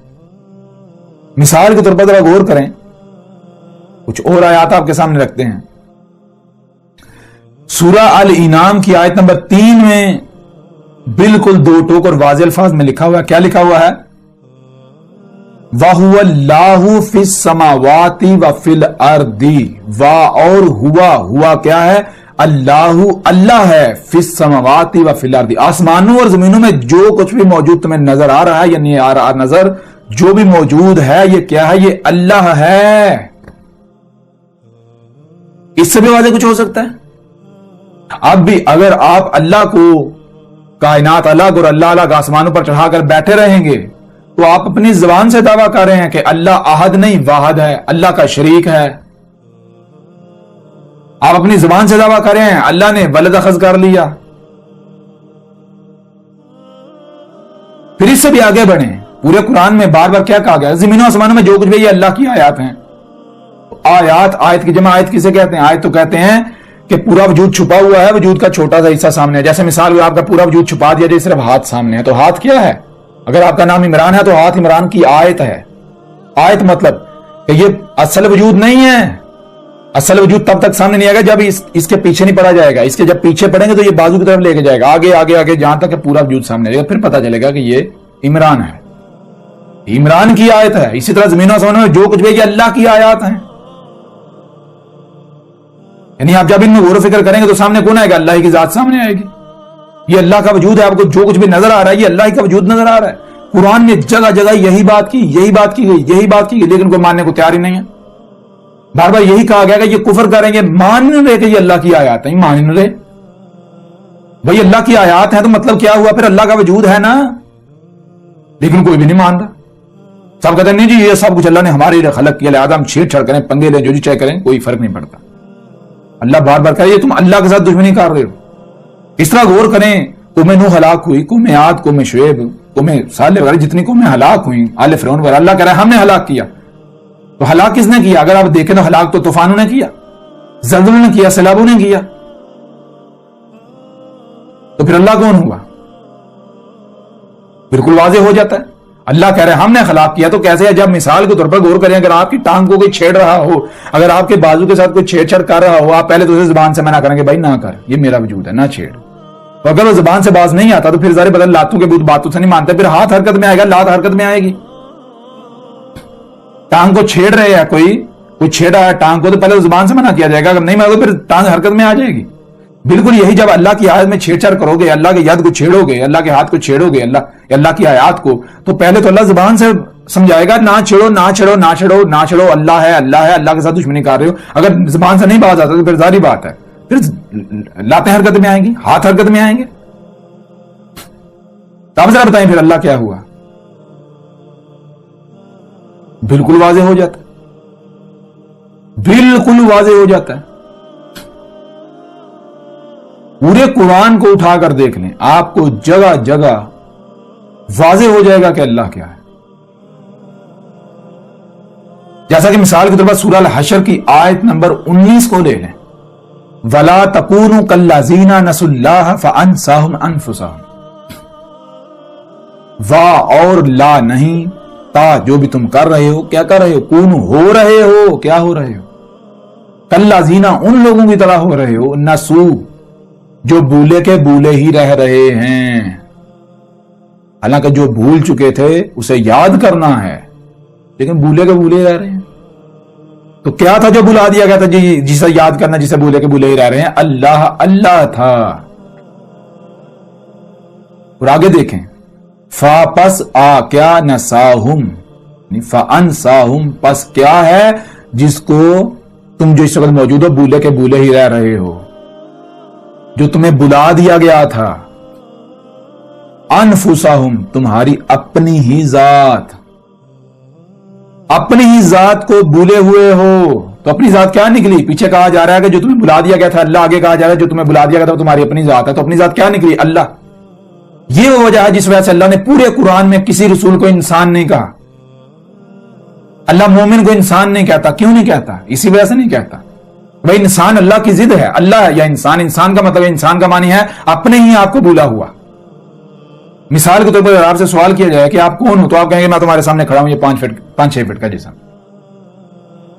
پھر آپ سے سوال کیا جائے، مثال کو پوچھا جائے کہ یہ کیا ہے جی، یہ انگلی ہے کس کی؟ میری. یہ کیا ہے؟ ہاتھ ہے کس کا؟ میرا. یہ کیا ہے؟ بازو کس کا؟ میرا. آپ یہ جواب دیتے جائیں گے یہاں تک کہ پورے وجود کے بارے میں سوال کیا، یہ کیا ہے جی؟ جسم کس کا ہے جی؟ میرا. یعنی آپ کیا کہہ رہے ہیں؟ کہہ رہے ہیں میرا. آپ نے یہ نہیں کہا یہ میں ہوں. اگر آپ یہ بھی کہیں کہ میں ہوں پھر بھی سوال کھڑا ہو جائے گا تم کیسے ہو؟ جب یہ مٹی ہو جاتا پھر تم کہاں تھے؟ کہاں چلے جاتے ہو؟ جب یہ نہیں تھا پھر تم یہ میں کرنے والا کون تھا؟ بہرحال تو چیز یہ ہے کہ جب آپ کو پوچھا جائے کہ یہ وجود یہ کس کا ہے تو آپ کہتے ہیں میرا ہے. کیسے میرا ہے؟ جیسے مثال کو اگر آپ نے کوئی بکری خریدی، کوئی شے خریدی، آپ سے پوچھا جائے کس کی، آپ کہتے ہیں میری. اس کی ملکیت کا دعویٰ کرتے ہیں. تو کیا وہ آپ کا وجود ہو جاتا ہے؟ نہیں. جیسے آپ اس شے کی ملکیت کا دعویٰ کرتے ہیں بالکل اس طرح آپ اس وجود کی، یہ 5-6 فٹ کا وجود ہے، اس کی ملکیت کا دعویٰ کر رہے ہیں یہ میرا ہے. اس کا مطلب کیا ہے؟ اس کا مطلب یہ ہے یہ آپ کا ہے، یہ آپ نہیں ہو. اب آپ سے سوال کیا جائے کہ آپ کون ہو؟ وہ کون ہے جو میں کر رہا ہے، جو میرا کر رہا ہے؟ وہ کون ہے جو اس وجود میں آنے سے پہلے کہاں تھا، کیا تھا، بعد میں کہاں جائے گا، کیا وہ کون ہے؟ تم کون ہو؟ تو آپ کے پاس کوئی جواب نہیں ہوگا، آپ اپنے ہی آپ کو بھولے ہوئے ہیں۔ یہ لفظ انسان کے معنی ہے وہ جو اپنے ہی آپ کو کمپلیٹلی مکمل بھولا ہوا ہے۔ اور اپنا آپ کیا ہے؟ اپنا آپ اللہ، وہ وجود ہے، اللہ ہے اپنی ذات۔ اپنے وجود کو بھول کر یہ 5 فٹ کے 5-6 فٹ کے ایک عضو کو، پرزے کو اپنا آپ سمجھ کر تو اپنے وجود کو چھیڑ چھاڑ کی جا رہی ہے، اپنے وجود کے ساتھ دشمنی کی جا رہی ہے۔ واہ سبحان اللہ، کیا بات ہے! بالکل ایسے جیسے مثال کے طور پر ایک بادشاہ ہو، اس کے ایک عالی شان محل ہو اور اس کی یادداشت چلی جاتی ہے، وہ اپنے محل کے سامنے ایک جھونپڑا لگا کے بیٹھ جاتا ہے، اپنے آپ کو فقیر سمجھتا ہے۔ آپ اندر بادشاہ والی کوالٹیز تو ہیں، اور روزانہ صبح اٹھتا ہے، اس کو محل کے اوپر نظر پڑتی ہے تو اس کو تکلیف ہوتی ہے بڑی، بھائی میری جگی کے سامنے کس نے اتنا بڑا محل کھڑا کر دیا؟ ایک دن تیش مہتا غصے میں آتا ہے، محل کو توڑ پھوڑ دیتا ہے، کوئی بھی نہیں سر ہوتا، کیوں؟ اس کا اپنا ہی ہے۔ اب جب توڑ رہا ہوتا ہے تو وہ اس کو نہیں پتا یہ میرا ہے، جب توڑ چکتا ہے پھر یادداشت واپس آتی ہے تو کیا سامنے آتا ہے؟ اپنا محل ہی توڑ دیا۔ تو بالکل اسی طرح اپنا جو وجود ہے، اپنی ہی ذات کو بھولے ہوئے ہیں۔ یہ 5-6 فٹ کا جو جسم ہے، اس کو اپنا آپ سمجھ کر اپنی ہی ذات کے ساتھ چھیڑ چھاڑ کر رہے ہیں، اپنی ہی ذات کے ساتھ دشمنی کر رہے ہیں، اپنے آپ کا ہی نہیں پتا۔ یہ وجہ ہے جس وجہ سے اللہ نے کسی رسول کو بھی انسان نہیں کہا۔ انسان کا مطلب ہے جو اپنے آپ کو بھولا ہوا ہے، اور جو انسان نہیں ہے وہ کیا ہے؟ وہ اللہ ہے۔ یہی تو وجہ ہے جو اللہ قرآن میں کہتا ہے کہ اللہ اور اس کے رسول میں فرق نہ کرو۔ فرق کسے کہتے ہیں؟ فرق کہتے ہیں الگ الگ کرنے کو۔ بھائی اللہ اور اس کا رسول ایک ہی ہے، یہ چیز ہے۔ کیسے؟ بالکل ایسے جیسے آپ کو بتایا کہ آپ کے وجود کے اندر زبان ہے، اس زبان کا بولنا، اگر آپ پورا وجود چھپا دیں اور زبان سامنے ہے، زبان بول رہی ہے، تو کیا زبان بول رہی ہے؟ زبان کہہ رہی ہوگی مجھے بھوک لگی ہے، زبان کہہ رہی ہوگی میرے پاؤں کو نہ چھیڑو؟ نہیں، وجود بول رہا ہے۔ زبان تو ایک ٹول ہے، ایک عضو ہے جو اپنی ذمہ داری پوری کر رہی ہے، وجود کی ترجمانی کرنی، وجود کی ترجمانی کری۔ بالکل اس طرح رسول جو ہوتے ہیں وہ اللہ کی زبان ہوتے ہیں، وہ اپنے وجود کی ترجمانی کرتے ہیں۔ رسول کی پہچان ہی یہی ہوتی ہے کہ دیکھو یہ جو بات کر رہا ہے کیا اپنے وجود کی بات کر رہا ہے، اپنے وجود کی ترجمانی کر رہا ہے۔ یہ وہ وجہ ہوتی ہے، وہ وجود بول رہا ہوتا ہے رسول کی صورت میں۔ اللہ بول رہا ہوتا ہے، جیسے مثال کو آپ کے پاؤں میں اگر درد ہو رہی ہے، کوئی پریشانی ہے، کوئی تکلیف ہو رہی ہے، تو کسی دوسرے کو تک پتہ نہیں چلے گا جب تک آپ اظہار نہیں کریں گے۔ اظہار کیسے کریں گے؟ زبان سے۔ زبان وجود کی ترجمانی کرے گی۔ بالکل اس طرح رسول اللہ کی زبان ہوتے ہیں، اللہ کی زبان جس کا کام ہوتا ہے اپنے وجود کی ترجمانی کرنا۔ اللہ بول رہا ہوتا ہے رسول کی زبان پر، کائنات کے انگ انگ میں، کہاں وجود میں کہاں کیا ہو رہا ہے، کیسے کیا ہو رہا، سارا نظام، یہ ہوتی ہیں چیزیں اللہ بول رہا ہوتا ہے۔ اس وجہ سے رسول کی باتوں میں اختلاف نہیں ہوتا، تضاد نہیں ہوتا کہ ایک ہی موقع پر 2 ڈیفرنٹ باتیں کی جا رہی ہیں، یہ بھی اور یہ بھی، یہ کیسے؟ یہ دونوں ٹکرا رہی ہیں، ایسا نہیں ہوتا۔ یہ وجہ ہے جس وجہ سے اللہ سبحانہ وتعالیٰ کہتا ہے فَلَا يَتَدَبَّرُونَ الْقُرْآنَ، واضح ہے القرآن کا مطلب یہ حاضر قرآن لے لیا۔ القرآن کا مطلب یہ جو بھی آپ پر کرا کیا جا رہا ہے، جو بھی آپ پر پڑھا جا رہا ہے، آپ کو سنایا جا رہا ہے، دیکھو ذرا اس میں تدبر کرو، کیا اس میں اختلاف ہے؟ اگر اختلاف کثیر ہے تو وہ اللہ کے ہاں سے نہیں ہے، اور اگر اختلاف نہیں ہے، رد ہے، اس میں تسلسل ہے، تو وہ اللہ بول رہا ہے، اللہ کلام کر رہا ہے تم سے، اللہ پڑھ رہا ہے تم پر، اللہ تمہارے اوپر حق واضح کر رہا ہے ایک بشر کی صورت میں۔ تو بہرحال یہ چیز ہے، جب آپ کو اللہ کا پتہ چل جائے گا، جب آپ کے اوپر اللہ واضح ہو گیا تو پھر کوئی سوال نہیں رہے گا۔ اب جب کہ واضح ہو گیا کہ اللہ کیا ہے، تو پھر ملحد ہوں یا مذہبی طبقہ ہو، دونوں کے دونوں کی زبان کٹ جائے گی، دونوں کے دونوں کی زبان کٹ گئی۔